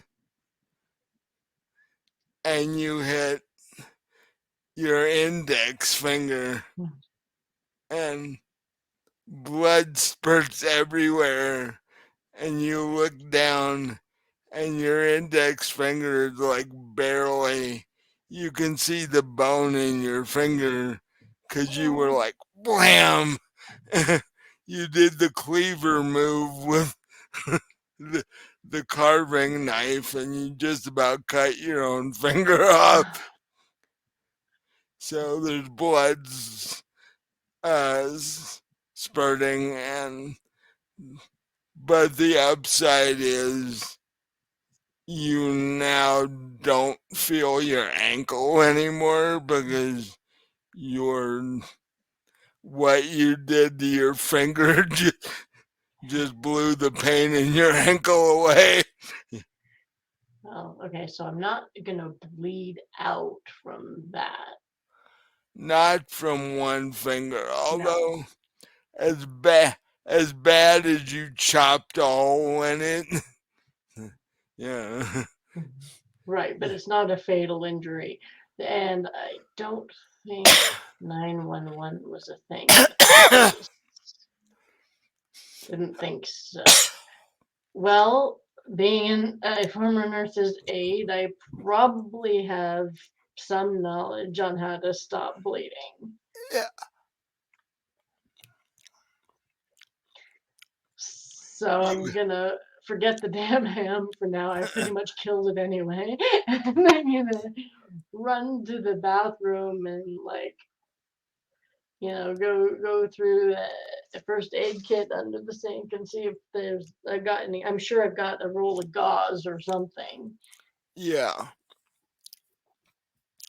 So give me a dex check to see if you can wrap your fingers sufficiently that All right, that's 24 out of 80. okay, you are able to wrap your finger, and after a few minutes the bleeding stops. But there is blood splattered all over the kitchen counter, you know, Yeah, okay, well, I'm gonna have to obviously clean that up.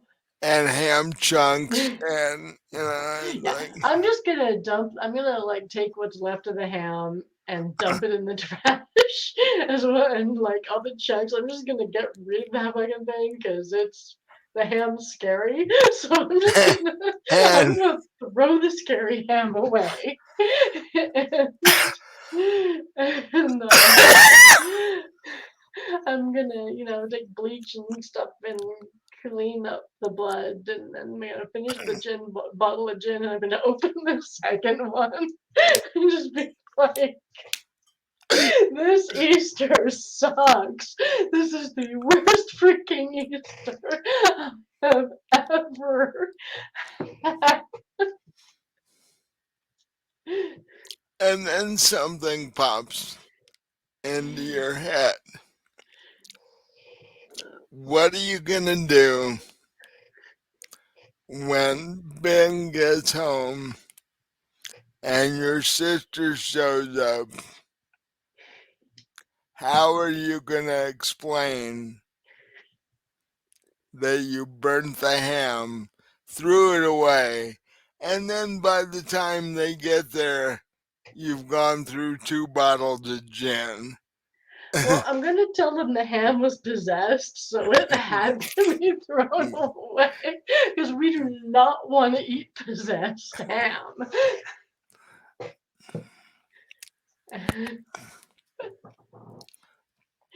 And So, we still have green bean casserole and lemon meringue pie for dinner because that ham was spooky. oh, at this point for yourself, you're not even hungry because you're so drunk. You can barely stand up. Your finger is throbbing like crazy, and you're beginning to seriously believe that the ham was actually talking to you. Like I said, it's a possessed ham. I don't know why or how or possessed by what, but the ham was possessed. And at this point, I'm wondering if they're even gonna show up because, like, Ben's MIA, and And it's getting to be late afternoon into the evening, and neither Ben nor your sister have shown up yet.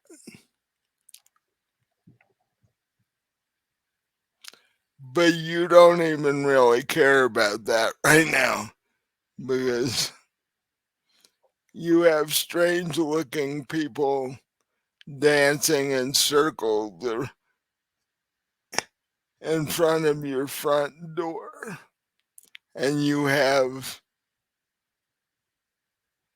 what you thought when you started was a normal ham talking to you, or at least that's what you think is going on. Um,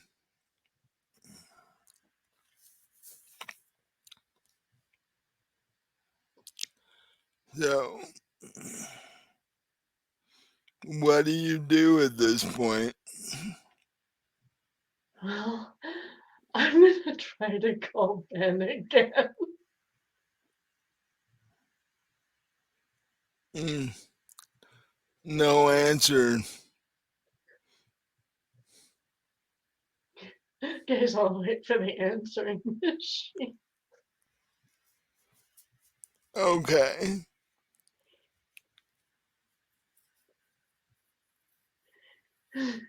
And the answering machine comes on. I'll be like, "Man, please, I need you to come home.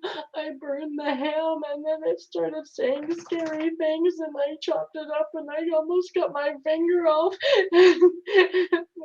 I threw the ham away because it was possessed and I need you to come home." And It doesn't taste. uh,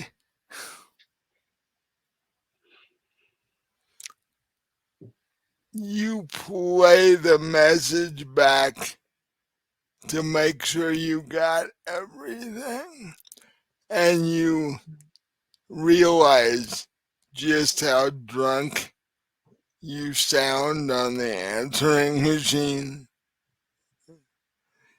Your words are, you can make them out, but you definitely sound like you've had like three too many or something. Uh,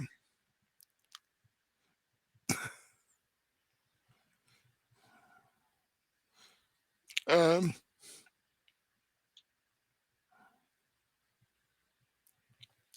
are you gonna attempt to call your sister and see if you can get a hold of her?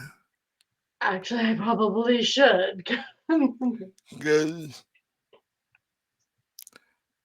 you call her, she actually answers the phone. Um, but it's a rather odd voice. You can tell it's her, but it doesn't sound like she normally sounds. She sounds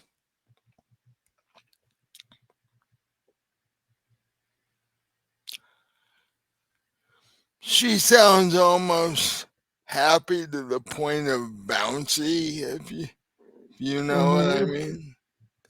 Like her voice is all, high notes and yeah, bouncy and cheerful and all that. Which So I'll ask her if she's okay. she's like, I'm perfectly fine. Never been better, actually. Great, wanna trade places? Uh, you can always come over here instead of me going over there. No, I'm not gonna go outside. There's weird. Do you even know what's going on out there? Oh, you mean the people in the front yard? Yeah. Wait, how did you know about that? Because there's people in my front yard too. Okay, yeah, I mean that. And But, you really should come over though. no, I'm not gonna go outside. You can come over here, but the ham kind of didn't work.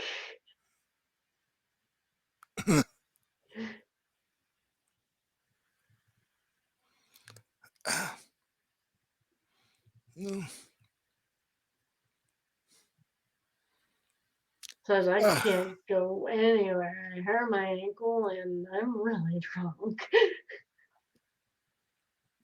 Sounds like it. What did you do to your ankle? Well, the refrigerator door swung closed on it, and then Oh, I had a ow. then I had a fight with the ham, and I almost chopped my finger off.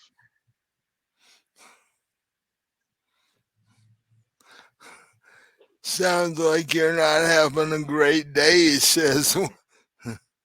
No, the ham I guess was mad at me because I cooked it.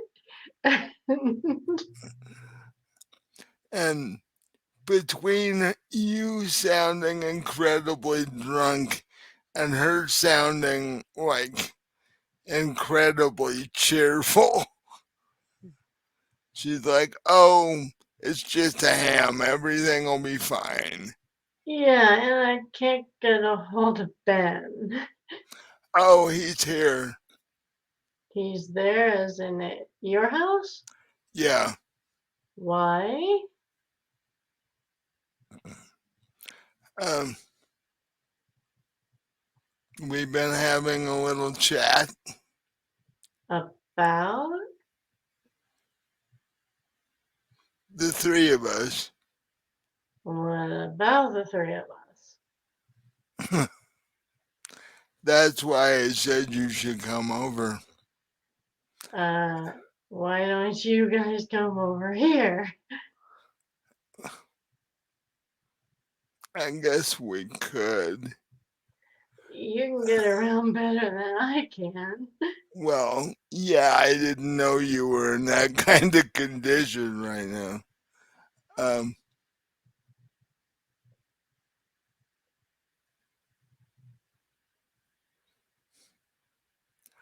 but yeah, um, I'll Just let, be careful of the weird people out there. yeah, um, yeah, I don't know what y- happens if you like go out and try to interact with them or anything. Yeah, have fun with that. I'm not gonna do that. Why don't you guys come over here and I can pull some ham bits out of the trash if you want. Uh, maybe not. um, Yeah, it was possessed ham anyway. You don't want ghost pigs. no. Um, there's definitely something going on, but everything will be okay. And Okay, well, I'm not exactly reassured, so I'm just like, okay. and the Yeah, entire and the entire time, like I said, she's sounding over bubbly and happier than you've ever heard her sound before, to the point of her not sounding normal at right. I'm all. wondering why the hell he went over to her place instead of coming home when he knows she doesn't like him. And I'm just like, what the fuck is going on here? So I will tell them to just come over here. And I'll hang up. I'll go back to the gin ball. Dude, any normal person, that would be their reaction, seriously. And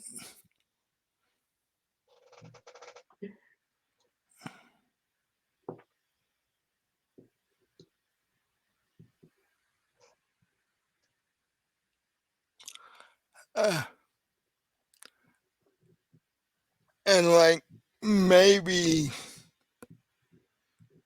a half an hour later, you get a knock on your door. So I'm gonna pull the curtain aside and peek out before I do anything. You see Ben, and you see Martha,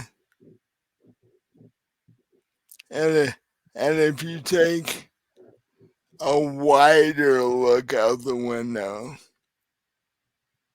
you see about 2 dozen people standing around in a circle, staring blankly at each other.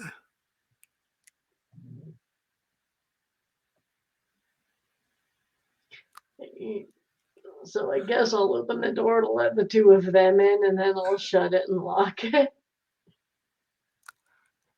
They come in.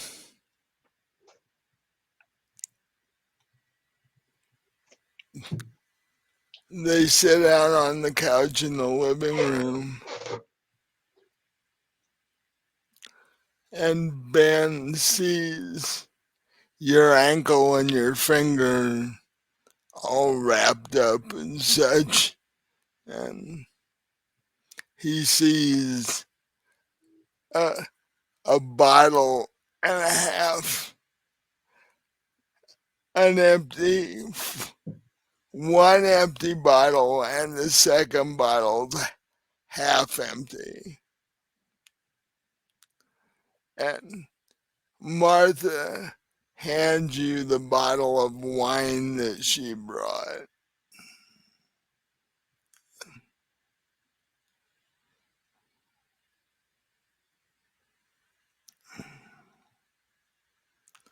Um,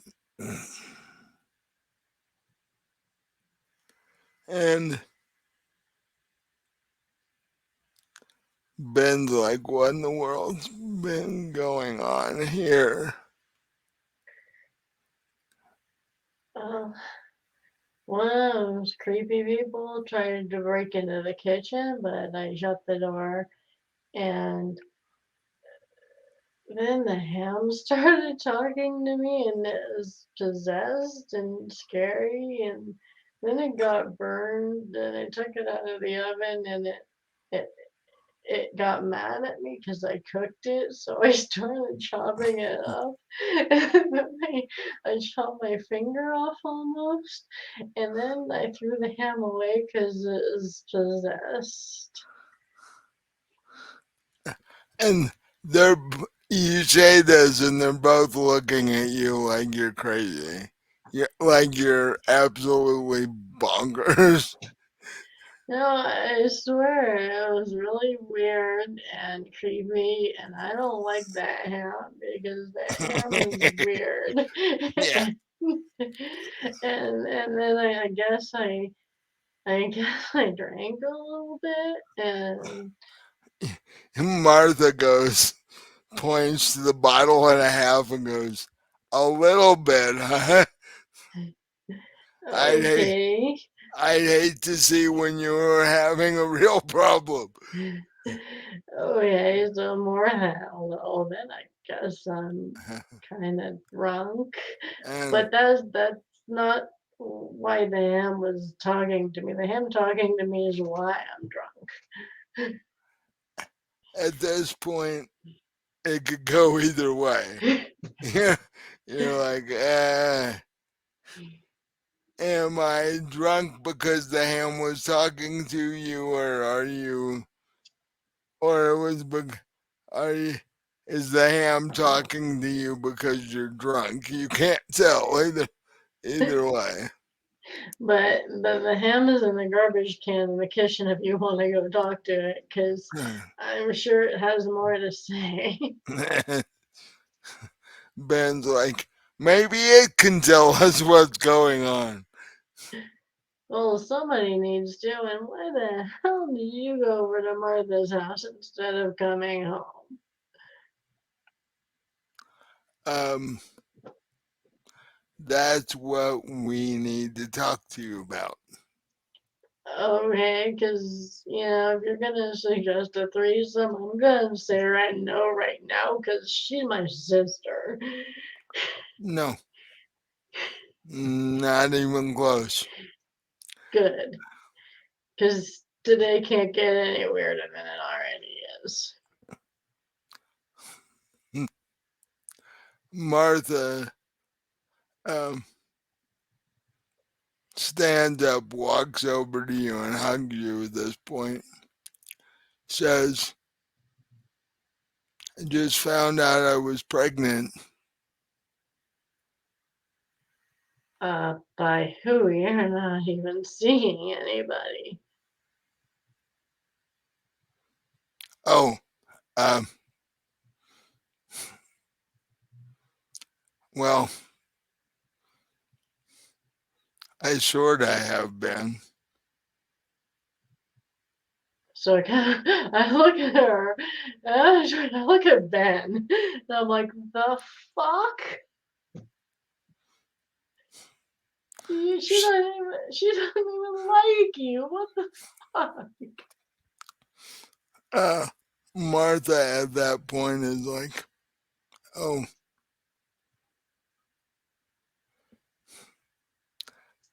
Ben and I have been seeing each other for about a year now. Uh,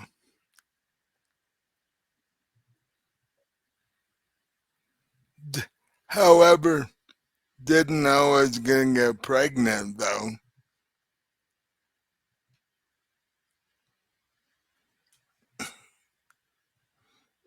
So, so I kind of look at him and I'm like, uh, so is this about me not getting pregnant? No, Martha's like, the only reason I told you not to date him is because I wanted him. Oh, okay. And, So uh, I'm just gonna like I'm gonna go over, grab the half bottle of gin, and just and and just start chugging it. and Ben was like, seemed like a really good deal to me. I ended up with both of you. So that whole you not liking him thing was Because I wanted him and you had him. And sister thing. I'm like, so. What did you see in her then? What was that about? I mean, you're already married to me. What the hell?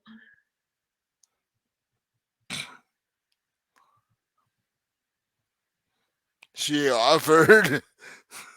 Oh, that's all it took then. Yeah, pretty much. Yeah. Um, So I'm gonna go into the kitchen, I'm gonna grab the trash can and just slam it down on the coffee table and just be like, Happy fucking Easter, there's your ham. Just gonna and keep drinking the gin. give me a sanity check at this point. 56 out of 70. I am sane. I'm sane. I'm Yeah, drunk, but I'm yeah, sane. you're drunk, you're pissed, you're sane, but you also have a ham talking to you, or had a ham talking to you. So how sane can you actually be? Oh yeah. So when I slam the chopped up dead ass burnt ham down, does it say anything to that? Um, Give me a listen check. It's 58 out of 21. Ooh,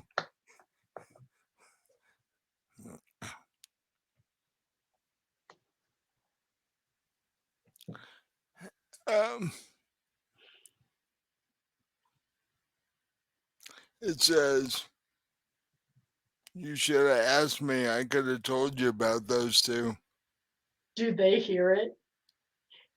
No, Oh damn! I was gonna say, see, there's tugging.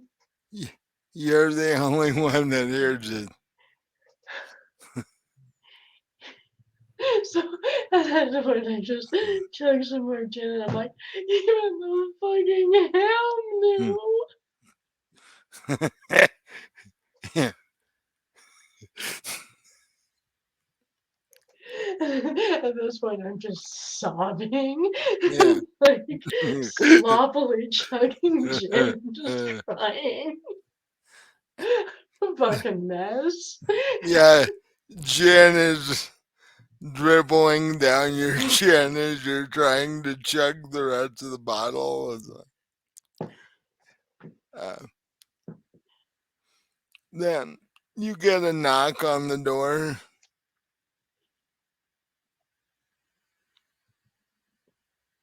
and your sister says you really should go answer the door. No, it was probably one of those weirdo things out there. I don't want to talk to them. Your sister gets up, walks to the door, opens the door. About 2 dozen people walk into your living room. I get up and I'm like trying to Mm. push them out. And they're all staring at each other. And then they all start staring at you. And I am like bodily trying to push Right. them back out the door That at this that's why they're all staring at you now, because you're trying to do this. so I start yelling at them to get out. When you do that in unison, they all start chanting, "He's coming," and they keep chanting that while while they're directly staring at you. Who is coming? They just keep chanting the same thing. Okay, all right. So I'm gonna turn to Ben and Martha and be like, "Do you know what they're talking about? Who is coming?" uh, Martha says, "I think I do. And I think he's going to be here soon." Who? Who? The what? The pig that this ham used to be, or the Easter bunny, or what? I don't think you can call him the Easter Bunny, but I, I guess you could if that makes you feel better, but yeah. So you gotta tell me who it is if you know. Mm.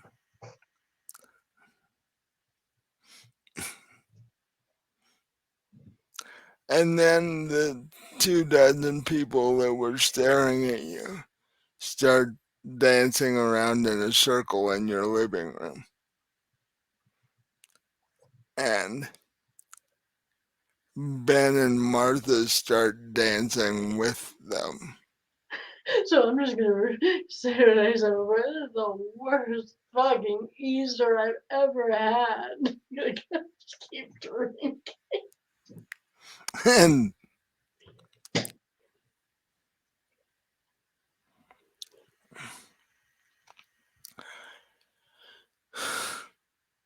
question, it's it's 10 minutes to 11. Yes, I know. It's food times almost, huh? Should we take a break here and while you feed him and then come back to Yeah. see what happens to you after this? Yes. Okay. Uh, we're gonna take a 20-minute break so Robin can feed the dog, and we'll be right back. Yeah. I will see you in 20 minutes. Let me hit the right button.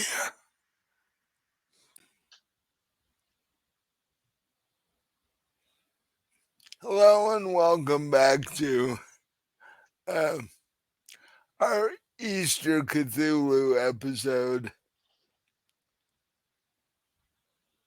Before the break,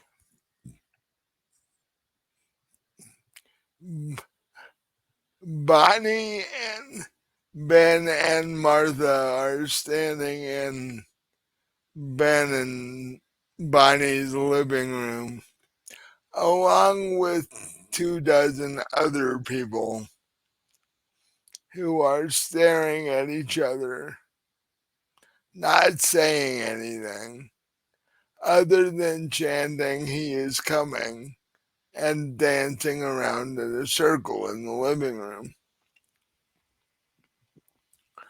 Um, Bonnie is certifiably smashed. Uh, fact,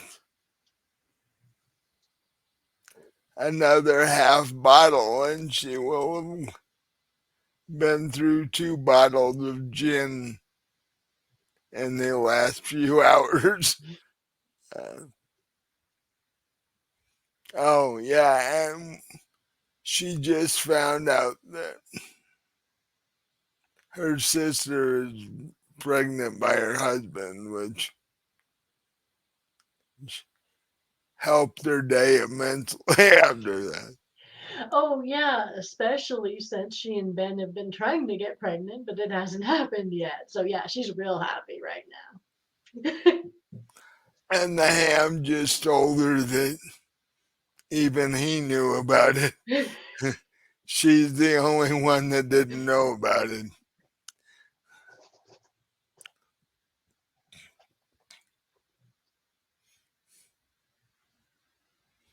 In fact, when you asked the ham if he knew about it, the 24 people dancing around in a circle in unison said even we knew about it.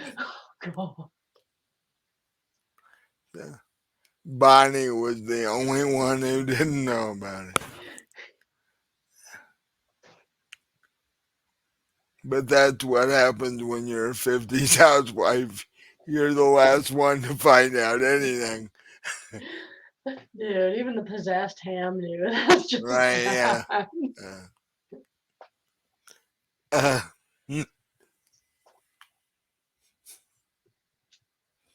and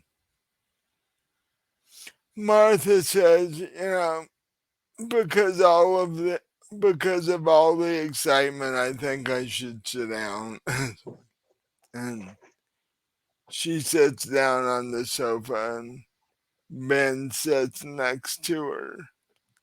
And the three of you are just watching this circle of people go around in your living room. I thought the two of them started dancing in a circle, too. Well, yeah, they did, but Martha, being pregnant, got tired and decided she needed to sit down. Uh,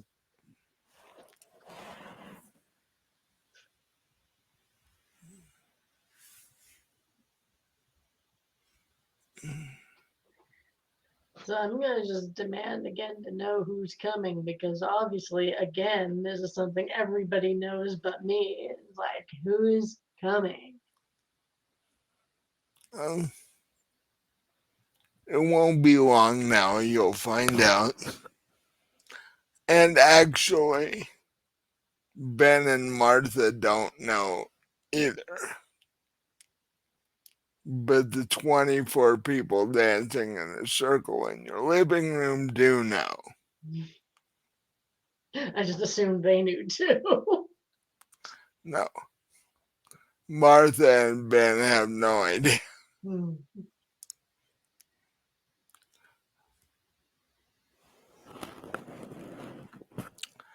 Um,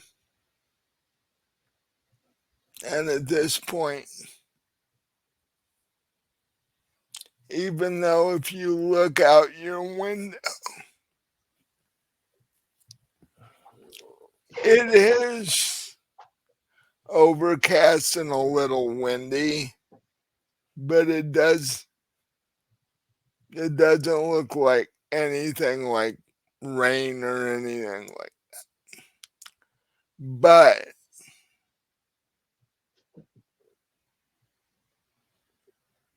you hear a clap of thunder loud enough to shake the house.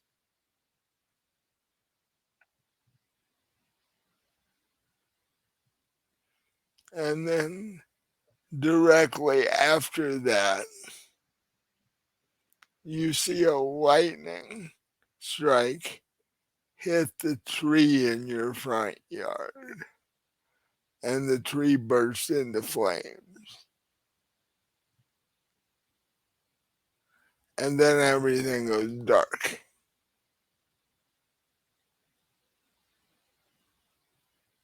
Outside? I mean, pitch black, middle of the night dark. Oh, well, something's definitely happening. I'm just like keep drinking. Because what else am I gonna do at this point? And the 24 people are like, oh, he's here. We need to go outside now. Well, go ahead. Bye bye. See you later. No, you need to come with us. No, don't think so. You're the reason he's here. You have to, you have to come and see I him. don't even know who you're talking about, and there's not obviously no one I want to meet. So bye. And at this point, 4 people grab you, and 4 people grab Martha, and 4 people grab Ben. Yeah, I'm gonna struggle. Uh, give me a fighting brawl roll. Do you have anything in fighting brawl? No, so I have to get under 25, Right. and I got 9. Wow. Even drunk. Wow. Um, you're able to break away. What do you do? I'm gonna I'm gonna run into the bathroom and lock the door. Um, however, Martha and Ben are not able to break away.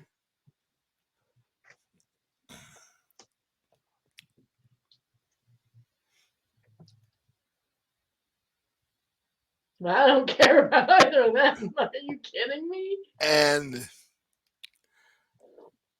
3 or 4, like 5 seconds after you lock the bathroom door, you hear several people pounding on the door and kicking at the door.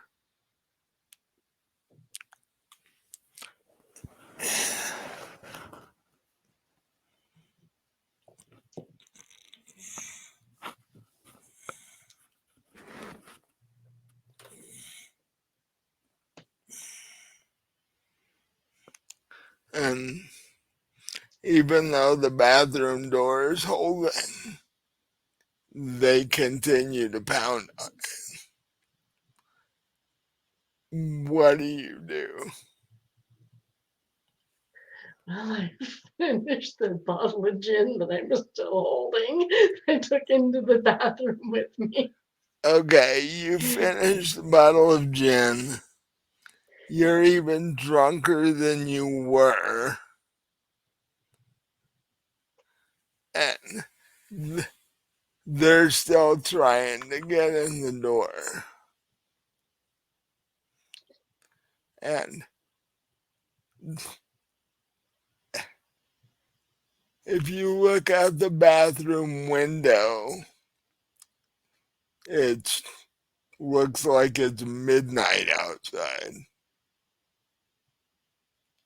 And it's like maybe 6. How close are they to breaking in?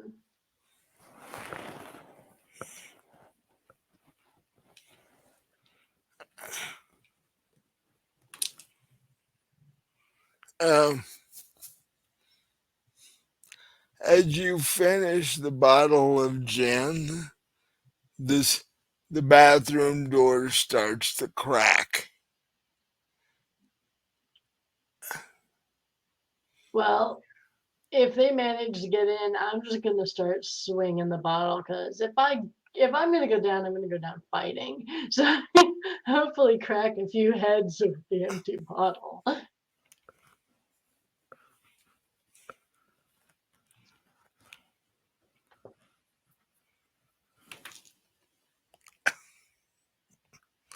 the door explodes as three people kick it at the same time, and it explodes.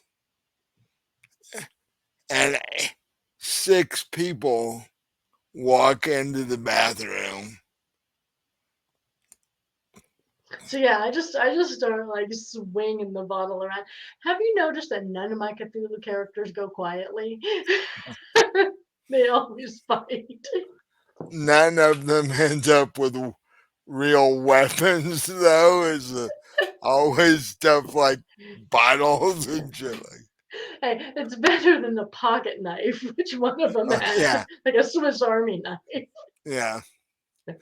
Uh, so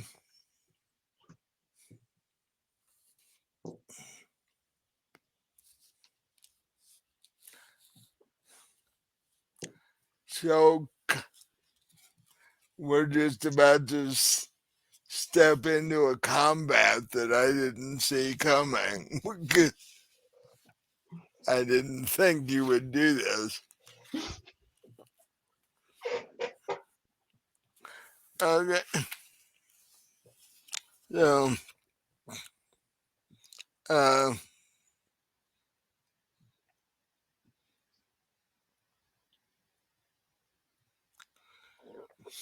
roll your decks and add your initiative modifier to it. There is no initiative modifier for Oh, Cthulhu. oh, I'm thinking a mage probably. Um, let's see.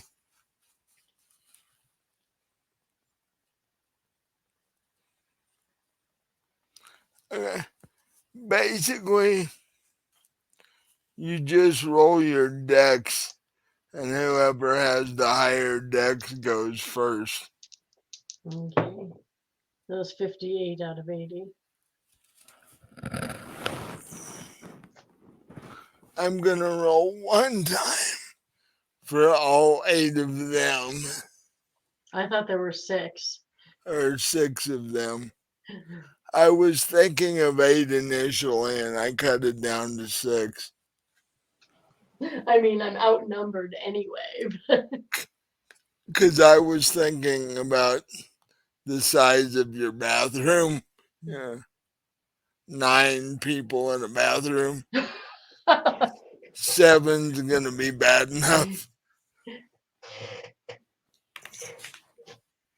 Oh, what did you get? 58. You beat them by one. They got a 57. So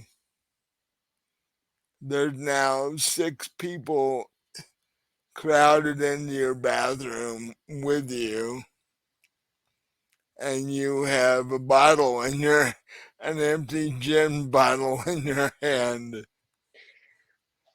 It's your turn.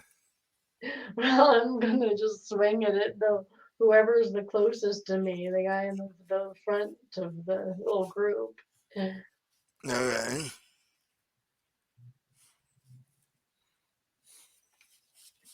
Uh,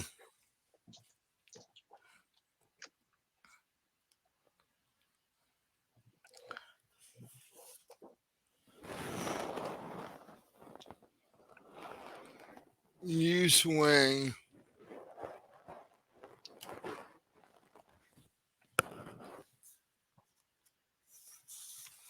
Uh, and the first guy uh,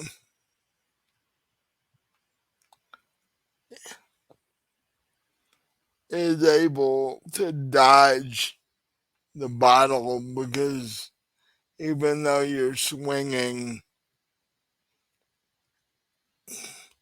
if you didn't have adrenaline going, you're so drunk you couldn't even stand up.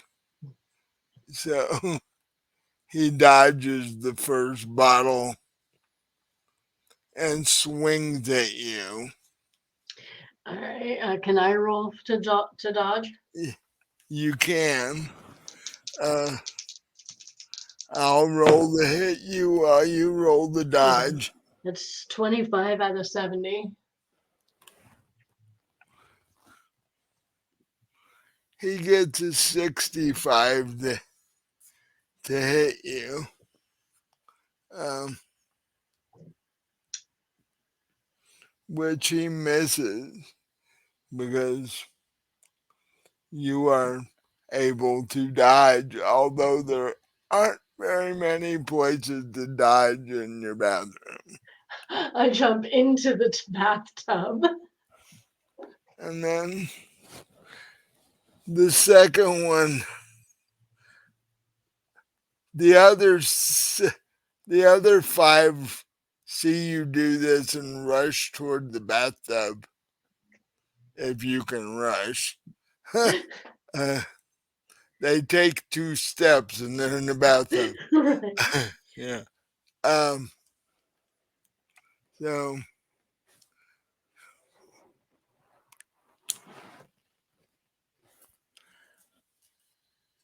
I'll give you a chance to dodge this one again. Okay. Okay, that is 39 out of 70.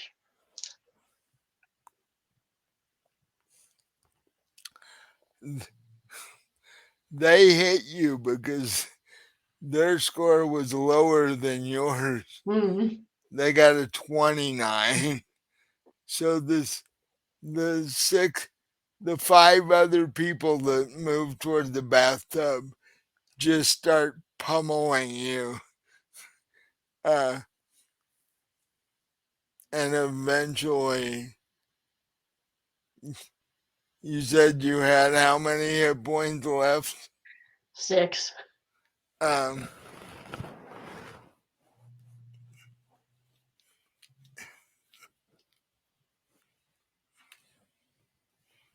yeah, you, it isn't very long, and you basically go unconscious because 5 people are punching you at the same time.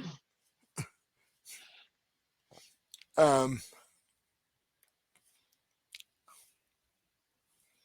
and as everything goes black, the last thing you hear is one of them saying, "Don't worry, everything will be fine." And then you lose consciousness. Um,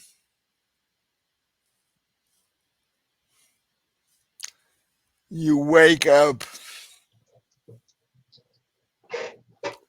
Well, actually, you don't know how long it's been, but you wake up laying on your back out in the front yard with Martha and Ben laying beside you, and the 24 people are dancing around in a circle, but this time they're all staring at the three of you.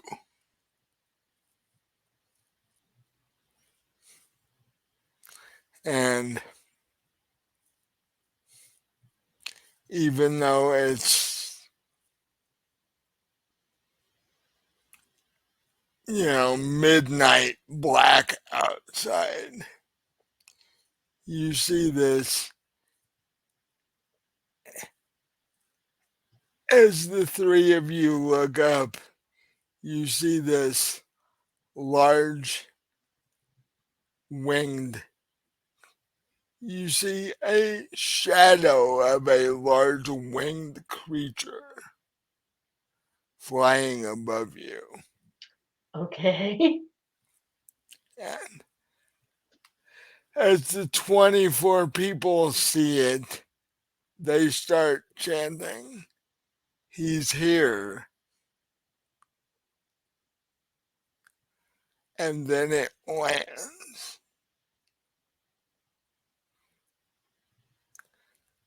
in your front yard. And the 24 people part like the Red Sea, 12 on either side.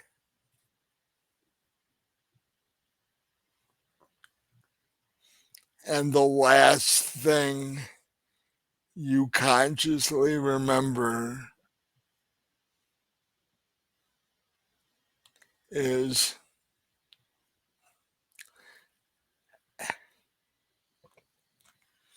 um, my Cthulhu friend over here look, looking down on you. Oh no, it's actually Cthulhu. And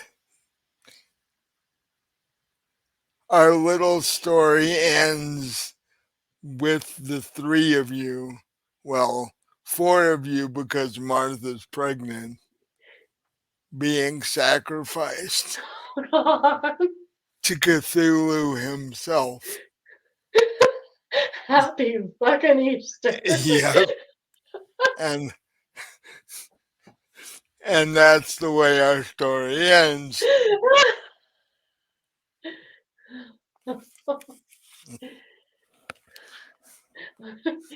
Show the audience your little Cthulhu. Oh yeah. Uh, if I can reach him over here, give me a second.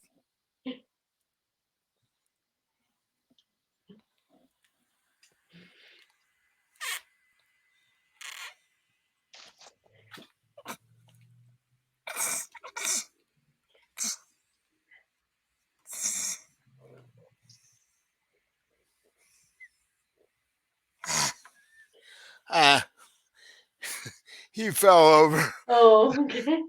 I tried to grab him. He fell over. It's all right.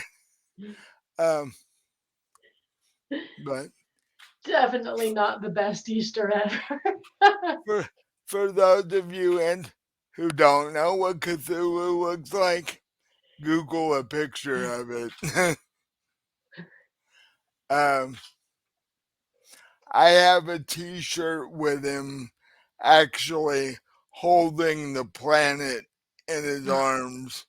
So that's what size creature we're talking about. So, um, did you have fun? Yes. Yes, I had fun getting sacrificed. How often can you say Well, yeah. Well, most people can't say they've had an argument with a ham either. So, that's like, very true? so a lot of first time things for you in this one. that was that was a lot of fun. It's like once you failed your listen roll the first time with the ham, I was like, I'm I'm gonna mess her up big time on this one. Figured you were drunk already. It was gonna work, but um, I hope everybody who sees this had as much fun as we did. Um, should be out in 48 hours or less on YouTube and podcast. And uh, like and subscribe, join Discord, and all that stuff that everybody told you to do on YouTube. uh,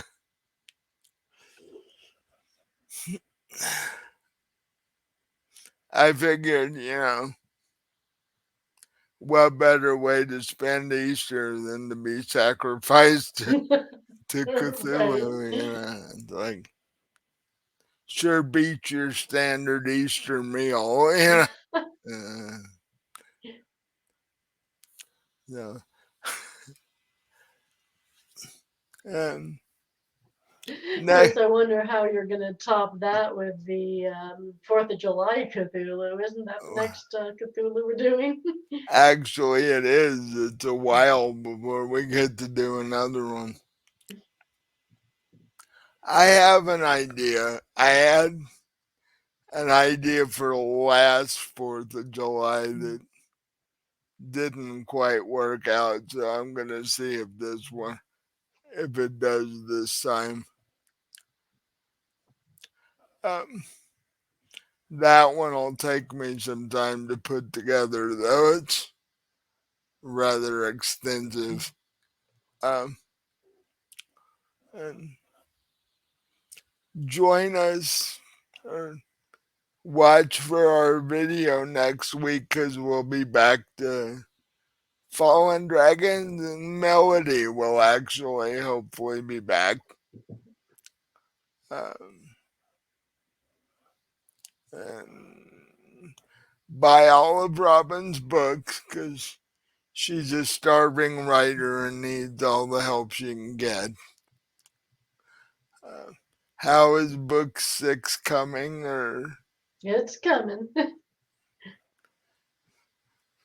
you think it'll be out by the 4th of July, Cthulhu? Or Oh, I don't know.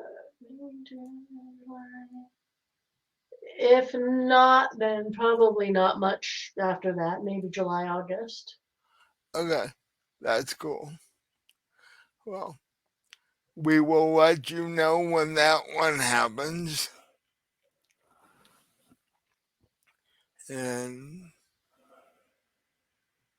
unless you've got anything, I think that's all I've got at the moment. Yeah. See you next time. Yeah. And you should all go give Cthulhu a hug because it'll be an interesting experience for you. Yeah. And next time you think your ham is talking back to you, don't discount it completely because it could be true. Yeah. And with that, we'll see you next time.